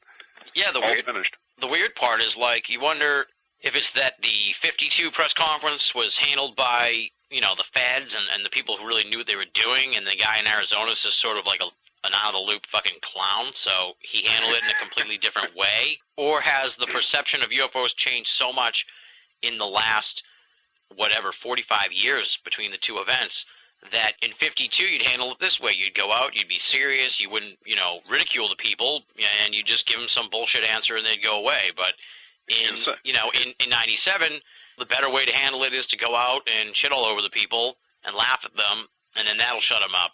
Like, they don't believe the government anyway, so let's just make fun of them. Well, in some ways it has changed massively, and in other ways it hasn't changed at all. The way it hasn't changed at all is trotting the guy out dressed as an alien for, the concluding act and saying, well, that's that, whoa, whoa, whoa, and it's all done. However, addressing it seriously, they do address it seriously to some regard. When this was going on for several nights, if not weeks, that the Phoenix Lights were coming up and being discussed, and they were in newspapers too. You really couldn't miss the Phoenix Lights. It would be mentioned at some place or another. You'd come across it. A general came out, I think it was a general, from the Air Force, who openly said, we don't know what this is. If anyone knows what this is, please tell us. But we don't know what it is. That's a pretty serious credential, standing up in front of the world and making a major admission. And that's when you would have the governor coming out with a guy dressed as an alien, because we got to deflect this. Yeah. The government really doesn't want people paying attention to UFOs at all. They don't want them believing that they exist. They don't want them paying attention to them. They want the subject to be completely off everyone's radar screen. If they are thinking about it, then they want everyone scared to death about it, because that way they can trump up some money and they can get some support, because, the government will protect us. But they really don't want anyone paying serious attention to the subject. They just don't. Yeah. And that's the type of thing that causes serious attention to be paid to the subject. So, of course, they're going to deflect it however they can, as soon as they can. And for the same reason they did it in 1952. Difference is, in 1952, everyone believed what the government told them. It didn't matter. If the government told them that something was good, something else was bad, well, that's the way it was. Very few people questioned that. They went right along with it because everyone was prosperous. Everybody was happy. Everyone had their house in the suburb. Everyone had their nice job. Everyone had, their two-car garage and their 2.2 kids or what have you, and they had a job with a pension, and everything was taken care of. We have not seen that since. And you will notice that, trust in the government has been dropping substantially, especially after Nixon and Watergate. Oh, that was a major one. It's been going downhill since. Yeah. Using that as the example and what we talked about how the reports dropped off, is there any discernible, period of time when it seemed like, okay, this plan of ours is starting to take effect and people are no longer thinking of UFOs as seriously anymore? It was immediate. Notice something in the administration that this takes place. Like I said, 1953 to 1964. What happened was, 1953, January of 1953, we have the Robertson panel, and immediately we have these flying saucer movies coming out with the desired effect. Right before that, we had three serious flying saucer movies that came out. Yeah. We had The Thing, we had four, excuse me. We had The Thing, we had Day the Earth Stood Still, we had War of the Worlds, which came out into the next administration, but it had been made the year before. Mm-hmm. It was made in 52, came out in 53. And Invaders from Mars, which came out right about the same time, I think. It was in 53. That was the last of the serious ones for a while. Right after that, in comes Eisenhower, General Eisenhower. Everybody likes Ike. He's an arch-conservative, he's way to the right, and immediately the CIA is working on MK-Ultra. We have the ridiculous flying saucer movies put out, and immediately they are having the desired effect. And that carries through all the way to 1964, all the way through the time that Kennedy was in office. And so during that whole period, that there weren't any, thoughtful, well-made UFO movies? Yes, there were, but they were fewer and farther between. Now, interestingly, like I said, it was a Republican administration. It was Ike, where the ludicrous ones came out. These are the ones that are, fully cooperating with the defense industry and saying, we will give you whatever you want. He changed his tune by the time he left office and warned us about the military-industrial complex and all of that. Yeah. But he didn't know at the time. He's just, waving the flag. He thought these are good guys, they're doing good work, but he wasn't really paying attention to what was going on until he left. In comes Kennedy, and there's a bit of schizophrenia that happens. They're not all entirely ludicrous now. We're actually getting a few serious ones. And one in particular was The Outer Limits, which came on TV in 1963. The guy that helmed that show was Leslie Stevens. Leslie Stevens has as CIA a background as I've ever seen in my entire life. His father was an admiral, I believe. He came up with airplane arresting gear for aircraft carriers. He handled Russian defectors at the time. This tells you how high up the guy was, okay? Yeah. Well, this is his son, and his son is also in the military. He was in Greenland or Iceland, I think, in World War II. When he was done, he worked for Time magazine, and he worked in a mental hospital as an orderly for a while. He has kind of CIA jobs attached wherever he goes. Everyone called him a mover and a shaker when he was hitting the world, and they called him a young Orson Welles. Everyone compared him to Orson Welles. Huh. He had political ambitions, and he was a definite mover and shaker, and very, very personable. Yeah.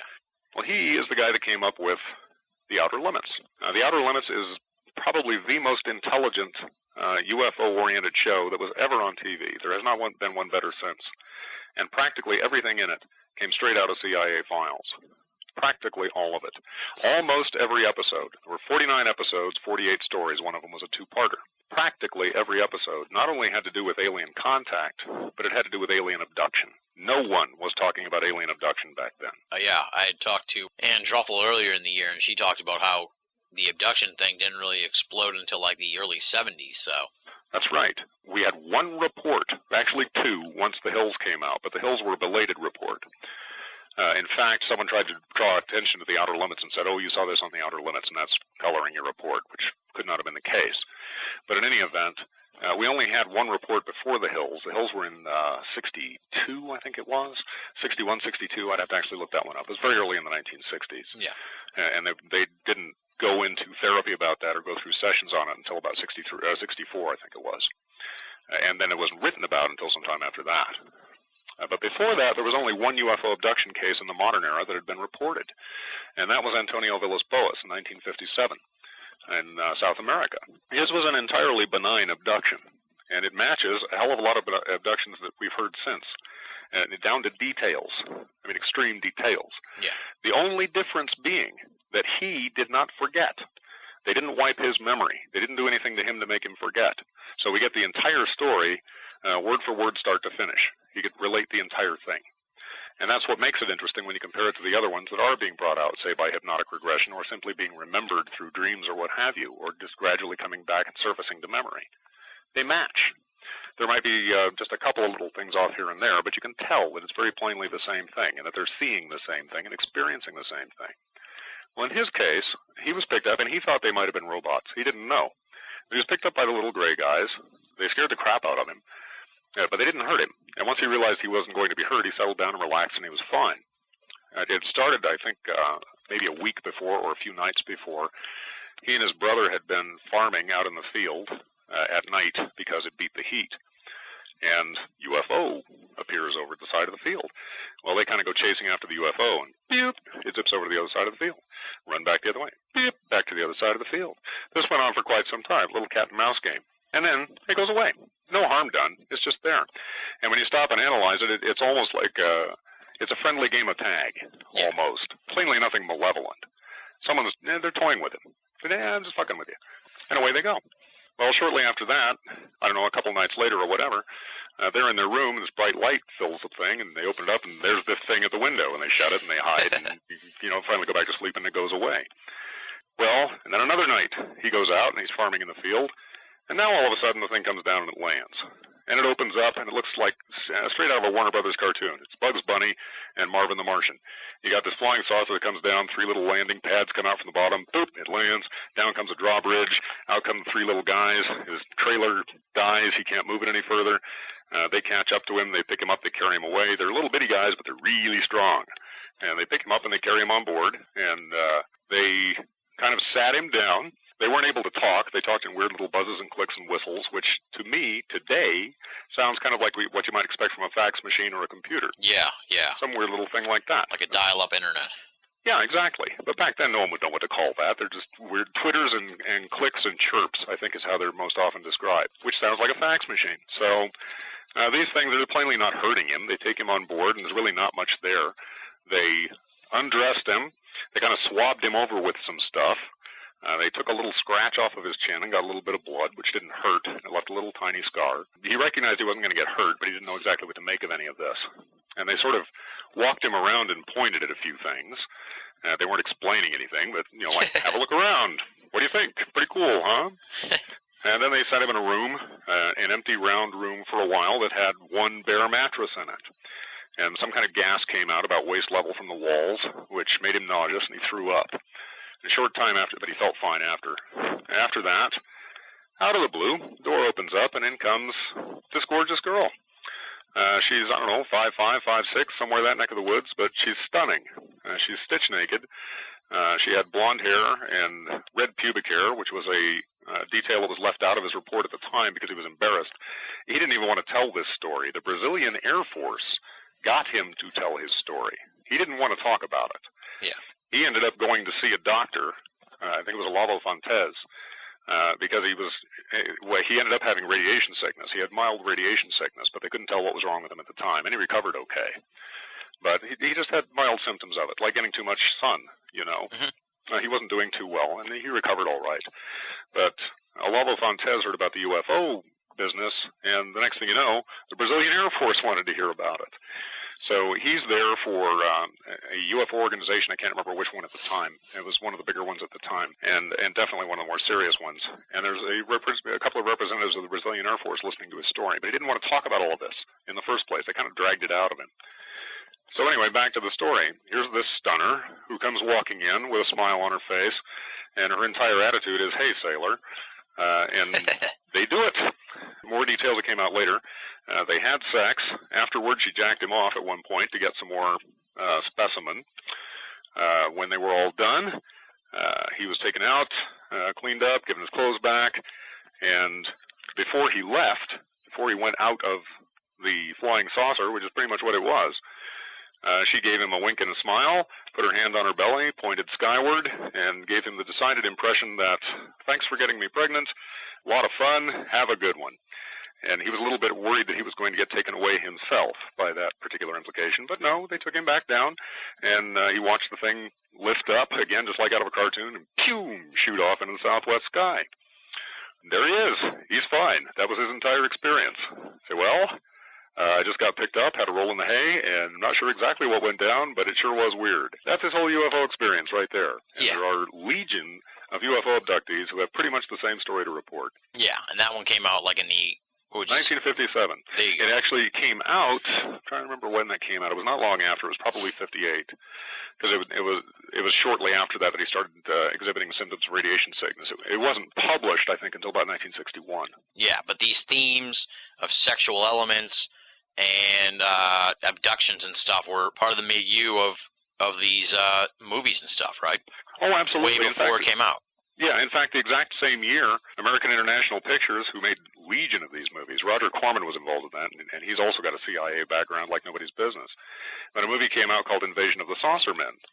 Invasion of the Saucer Men, you have a bunch of teenagers who, they're out in Lover's Lane or what have you, and these great big, enormous-headed, giant-eyed little green men come after them. They attack a cow, first off. This was before one cattle mutilation had ever been reported.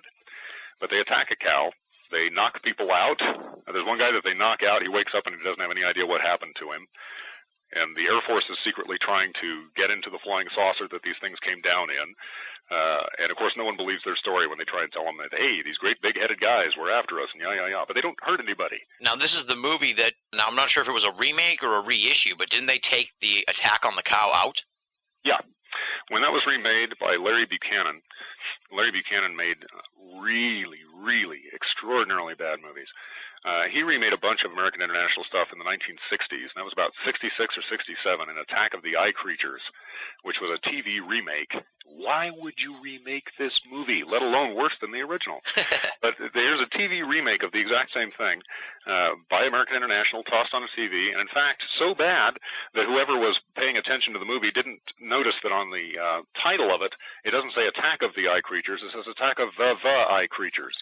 The article "the" is listed twice. Well, plainly someone along the chain would have caught that and pulled it out, but no, they didn't. They left it in there, and they left the attack on the cow out.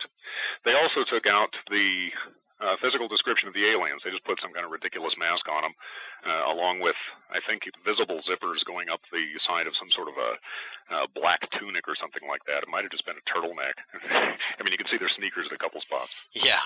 Now, just to jump back a little bit in the chronology, we've kind of established here that the vast majority, if not all of the movies, dealing with the alien subject and the UFO menace in the 50s were silly. But is there any sort of overarching trend as far as how the visitors, for lack of a better term, were portrayed? Were they always evil? Were they, mostly evil, or mostly benign? Or, what sort of trends can we see as far as, how the visitors vast majority, they were either plainly malevolent or comical. There are some intelligent presentations, but you can not with complete accuracy, but you can notice a difference between Republican administrations and Democratic administrations as to what take is going to be seen. For instance, during a Democratic administration, you are likelier to see a serious presentation of UFO material or more thought-provoking. And in a Republican administration, you are likelier to see a more laughable or ludicrous or evil portrayal of aliens. Interesting. Now, that is generally speaking. There are exceptions. Now, at the risk of psychoanalyzing, why do you think that is? Because Republicans thrive on fear, and Democrats are generally more interested in education. They are generalizations, definitely, but I believe that your audience will agree. Republicans usually are big military backers. They're very conservative. I mean, anyone who supported Bush would be saying, oh, my God, yeah, there probably are evil aliens out there. We better be doing something about them. And just to sort of extrapolate, I guess, or elucidate more on that, do you think then it's a sort of like situation where, let's say, Ike leaves office, and then Kennedy comes in, and then, key areas and parts of the government are changed over into the new administration, and then those dudes all of a sudden sort of like take the wheel, for lack of a better term, of the education program, and then they're like, no, we're going to go this way with it? It's schizophrenic. The president does not have ironclad control over this, and neither do the intelligence agencies. What you have to bear in mind is there is one faction that will always want to keep this secret, and that is mostly the defense industry. The defense industry does not want any of this getting out. This is where their bread and butter is. They're going to get all the money they want so long as there's a space threat coming in here. All the money they want. If you look at things intelligently, if you take the fear out of it, or if you say, you know what, it's inevitable we're going to have contact, these guys are going to fight you on that. They don't want to hear that. Yeah. So you can't put the word down and say, you will play ball, because they're going to say, who runs Thunderdome? Master Blaster runs Thunderdome. Who runs Thunderdome? Wow, I love that. Just to sort of tie in the thing with Outer Limits to what we've been talking about here about the silly movies and stuff from the 50s, was there any differentiation between, TV entertainment and film entertainment, or are they pretty much, of the same ilk as far as trends and portrayals and stuff like that? Yes and no.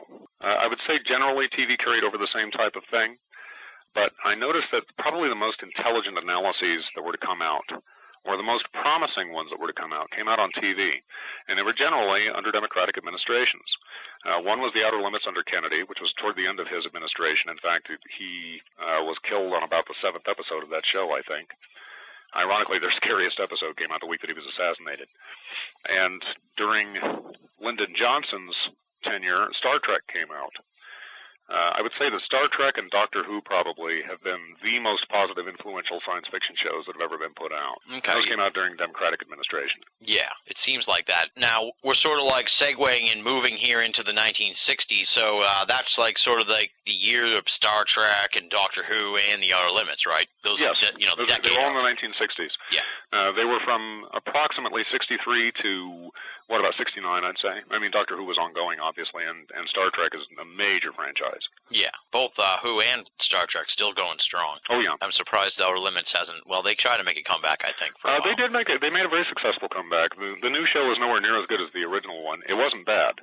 It was nowhere near as good as the original one, though. And it was not focusing anywhere near as much on actual UFO material. Yeah, and what I found interesting about, because you do an amazing job, of course, sort of dissecting The Outer Limits, and we'll stay on that for a moment here, and just how was the shows were about first contact and sort of looking at it from a number of different ways and angles, which is really refreshing compared to what I had read about earlier in the book and what we had talked about earlier, which was just this glut of silly movies and stuff. It was like, finally, something has come along here that's taking a serious look at this. Let me tell you what's most refreshing about The Outer Limits in particular. And again, we're talking about the 1963 to 1965 version, the original.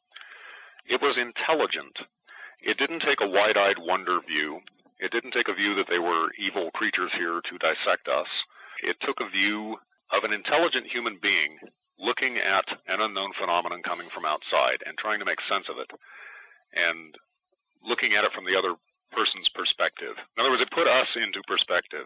It's like saying, you know what? Just like H.P. Lovecraft said, we're not even top of the food chain. There are things above us. But what does that mean exactly? What sort of relationship do we have to them? What do they want from us? What can we expect from them? Is it possible to have realistic conversation with them? Can we meet as equals? Do we have reason to be afraid of them? And there were episodes where, yes, they said, yeah, we might have reason to be afraid of them. And there were other ones where they said, you know what? These guys are probably just like us, and they're just very intelligent beings, and they're trying to learn some things, and they're meeting with some flack. And they analyzed every single one of these aspects extremely well, I think, and certainly in a way that they never insulted my intelligence, and I don't think they insulted anyone in the audience's intelligence, and I admire that. Yeah, there's a stark difference between that and what had preceded it. Really does make you think how that came out of a previous decade of just junk. It's just weird. Yeah. And it is. It's almost like a little oasis in the middle of nothing. When you're suddenly getting an intelligent take on all of this. And mind you, it still had, super cheap special effects and all that type of thing. But to this day, it's a major cult hit. And I mean, it grew just like Star Trek did over the years until it became legendary. And the TNT used to have semi-annual marathons that they would run of Outer Limits all night long. And they were extremely successful. Now, do you think that, now this is obviously like psychoanalyzing and theorizing, but that's what we're here to do, I guess. Sure.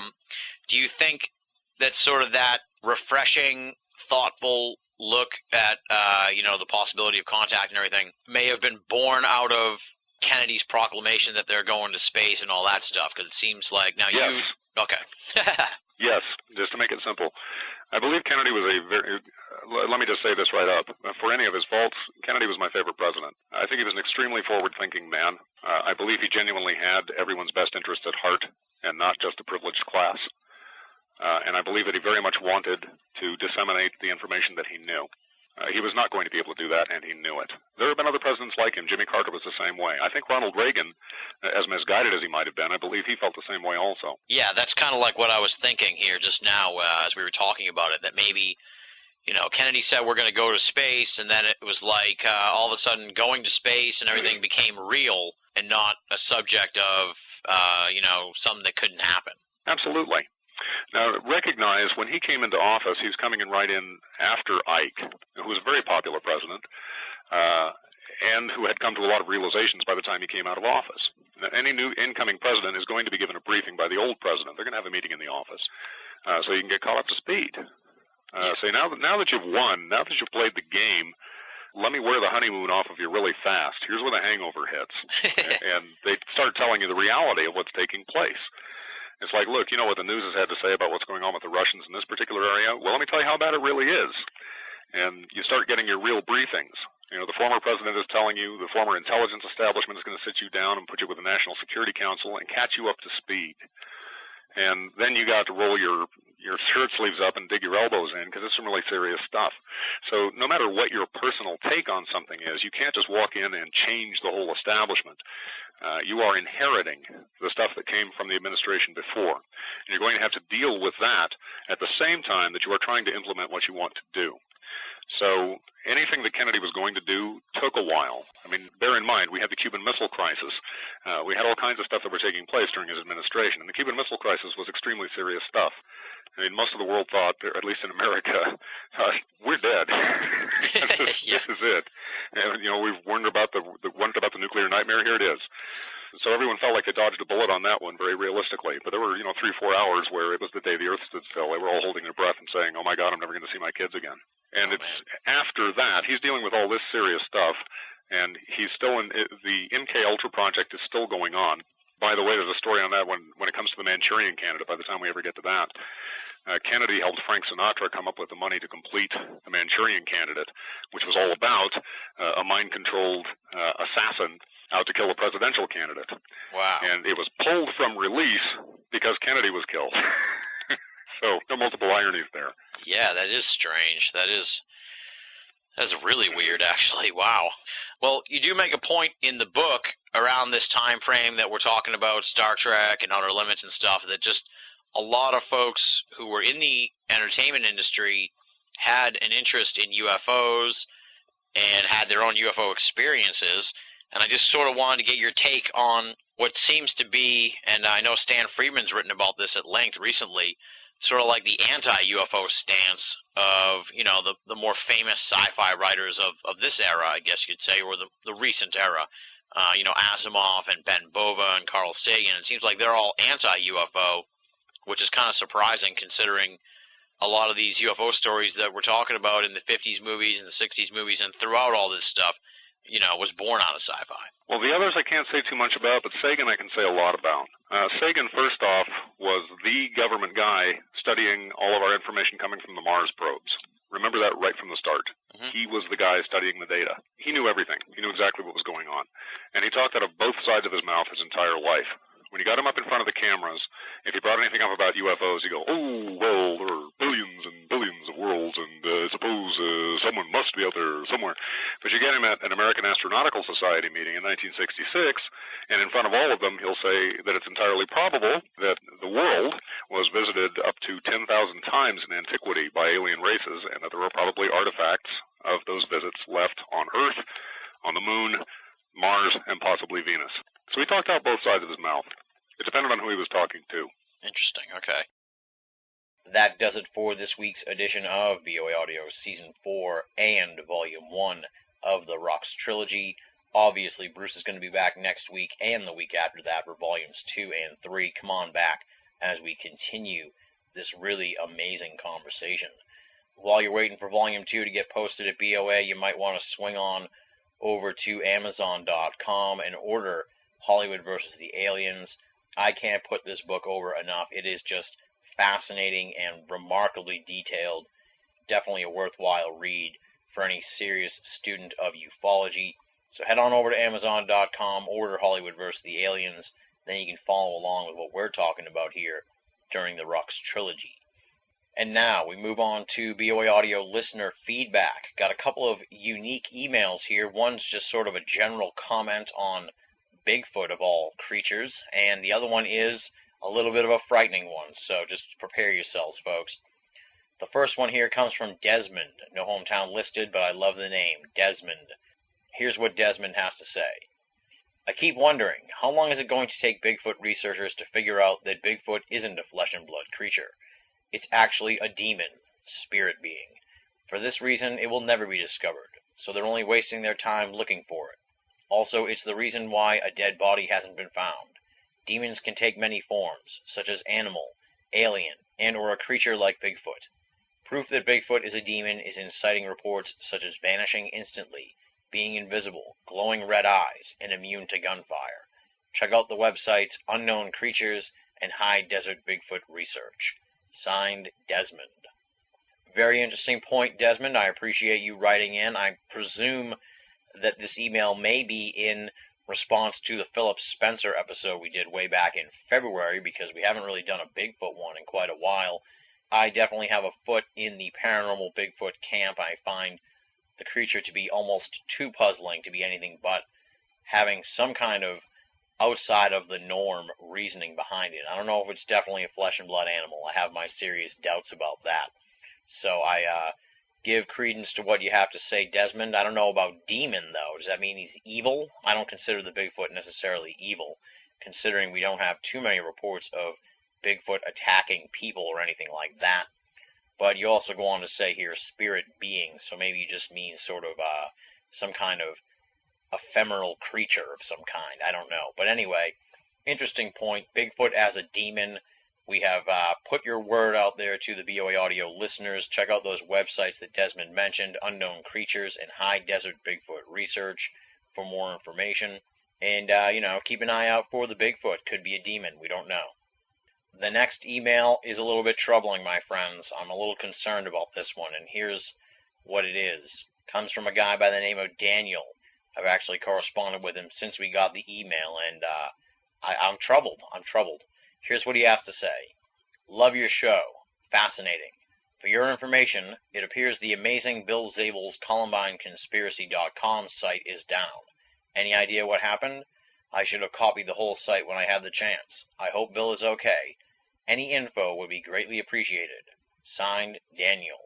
This is why I find this troubling, folks.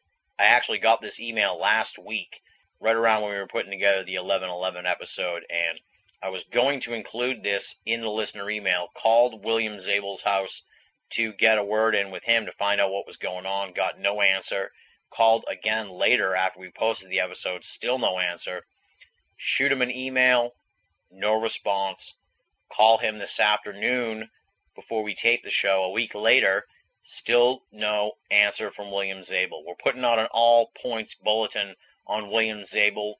As I said, I'm a little bit troubled by this. His other website, phantomchasers.net, is still up, but ColumbineConspiracy.com is down, and we don't know where William Zabel is at this point, and hopefully he'll turn up soon and get back in touch with me. I'm going to keep trying to call him. I'm going to keep sending him emails, and I'm going to keep you all informed about what's going on with William Zabel, because it is troubling. His material is tantalizing. You would not believe the feedback we got on the William Zabel edition of BOA Audio this past April. Flooded the mailbox at BOA HQ. So many people enjoyed that episode. So many people listened to it and were really taken aback by what Bill had to say. And I'm tweaked out. I hope nothing happened to him, because it's probably my fault, because he hadn't really done too many other interviews, and now he's missing in action right after appearing on Banal of America Audio. So, William Zabel, if you're out there, get in touch with us. We're worried about you, buddy. We want ColumbineConspiracy.com back up and running, and I'm tweaked. I'm really tweaked out, folks. I don't want to oversell this. I don't want to make too big a deal out of this. He could be on vacation, down in Argentina like that governor there. Hopefully he turns up soon, and he's doing well and he's okay, but I will stay on this story and keep you all posted on what's going on with Bill Zabel and ColumbineConspiracy.com. So there you have it, 2 emails, Desmond and his demonic Bigfoot, and Daniel with the All Points Bulletin call for help on Bill Zabel and ColumbineConspiracy.com. I'm going to keep you abreast of what's going on with that as I find out any more information. Stay tuned to the end of the program next week for an update, or if it's something major and big, we'll have it at BOA. Don't worry about that for sure. Thank you to Daniel for getting the word to me about this, and I'll do my best work in my connections to see what we can find out.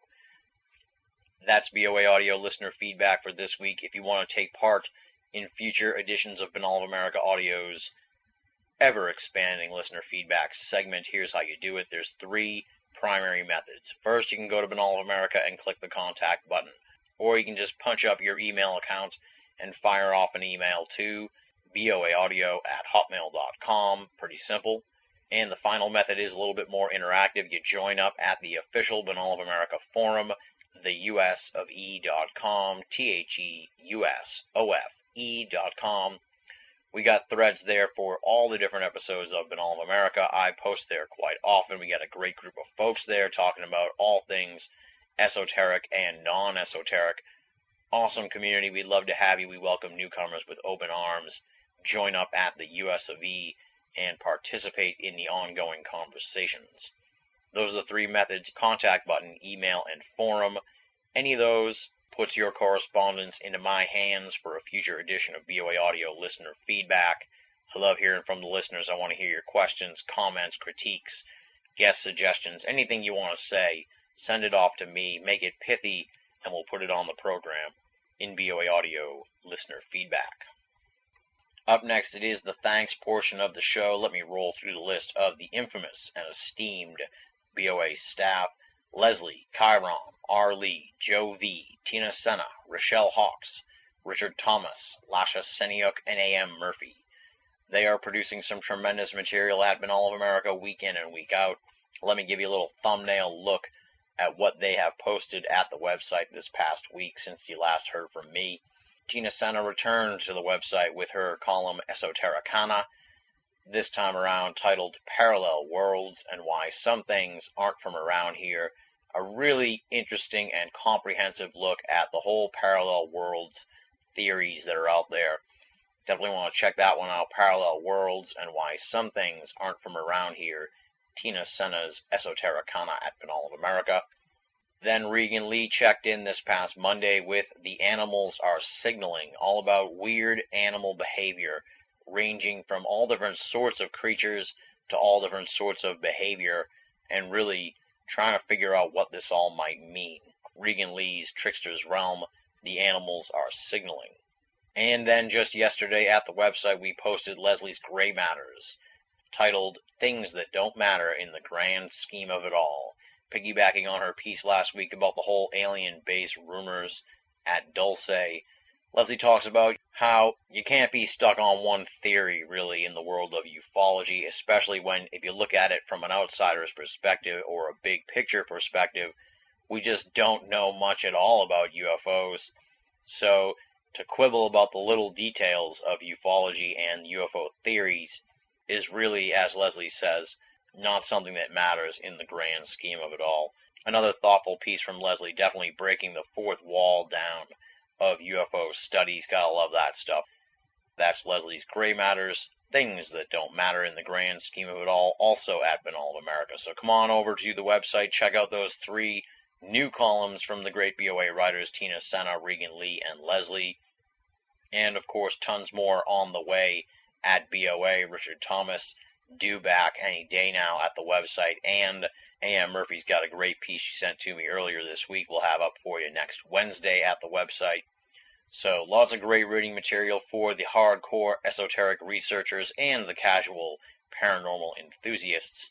At Banal of America, we say it all the time here on the show, but we mean it, and it's true. If you're only listening to BOA audio and you're not reading the columns at Banal of America, you're only getting half the story. BOA, make it a part of your everyday search for esoteric news and opinion. And if you're someone who's just listening here for the first time ever, the website URL is, of course, www.binallofamerica.com. Check it out.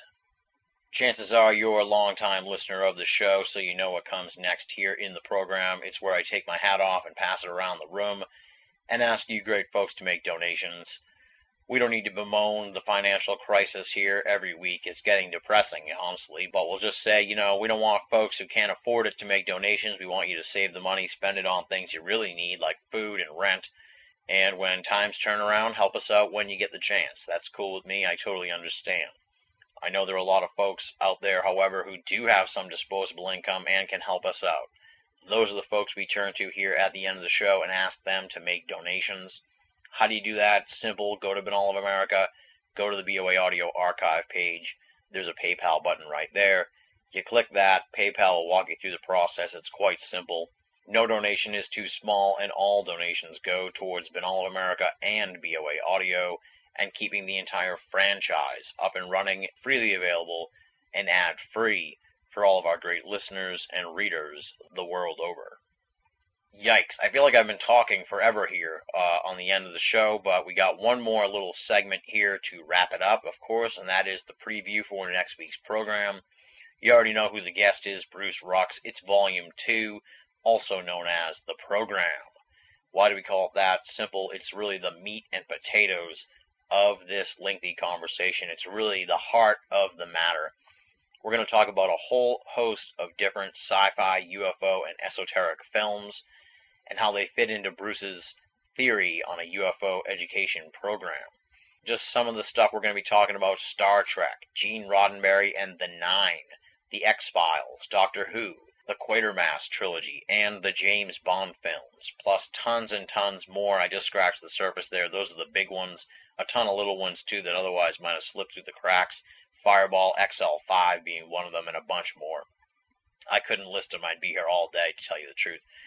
Plus, we're going to compare and contrast the differences in UK versus US TV and films and how they handled UFOs, as well as the entertainment that came out of Japan during this time period and how they portrayed the UFO phenomenon. Very fascinating stuff from Bruce there, covering a whole bunch of different international aspects to what may have been going on here in this education program. We're also going to bring the timeline up to the 1970s, late 70s, early 80s. We're going to talk about how the Jimmy Carter presidency ushered in a whole new era of pro-UFO films. Despite Carter's pro-UFO leanings, there were some anti-UFO films from that administration as well. We're going to hear about those. We're going to find out about the transition to Reagan as president and how it changed the portrayal of UFOs and aliens in films and TV shows. Some of the movies we're going to be talking about: Close Encounters of the Third Kind, of course, Alternative 3 out of the UK, Star Wars, Superman, Rocky Horror Picture Show, and a whole bunch more. That's just a handful of the movies we're going to be talking about next week on the program with Bruce Rux. In 2 weeks, we're going to conclude the whole trilogy here with Volume 3, The Postscript. That's going to be posted the week of July 6th. We're going to wrap up our discussion on Hollywood versus the Aliens, discuss the George Bush and Bill Clinton years, culminating in the publication of the book in 1997. We're going to get some perspective on how things have shaped up since the book came out, what Bruce thinks of a variety of films and TV shows from 1997 to 2009, and where he sees things headed in the future. We're also going to peel back the layers a little bit and find out more about where Bruce has been these last 9 years and what he may be working on for the future. That's in 2 weeks. That's Volume 3, also known as the Postscript. And on that note, we close the book here on the program. Big thanks once again to Bruce Rux. Also, of course, want to thank the great BOA Audio listeners. You guys are the best. Thank you for making us a part of your esoteric audio playlist. Until next time, this is Tim Banal, thanking you for listening and signing off.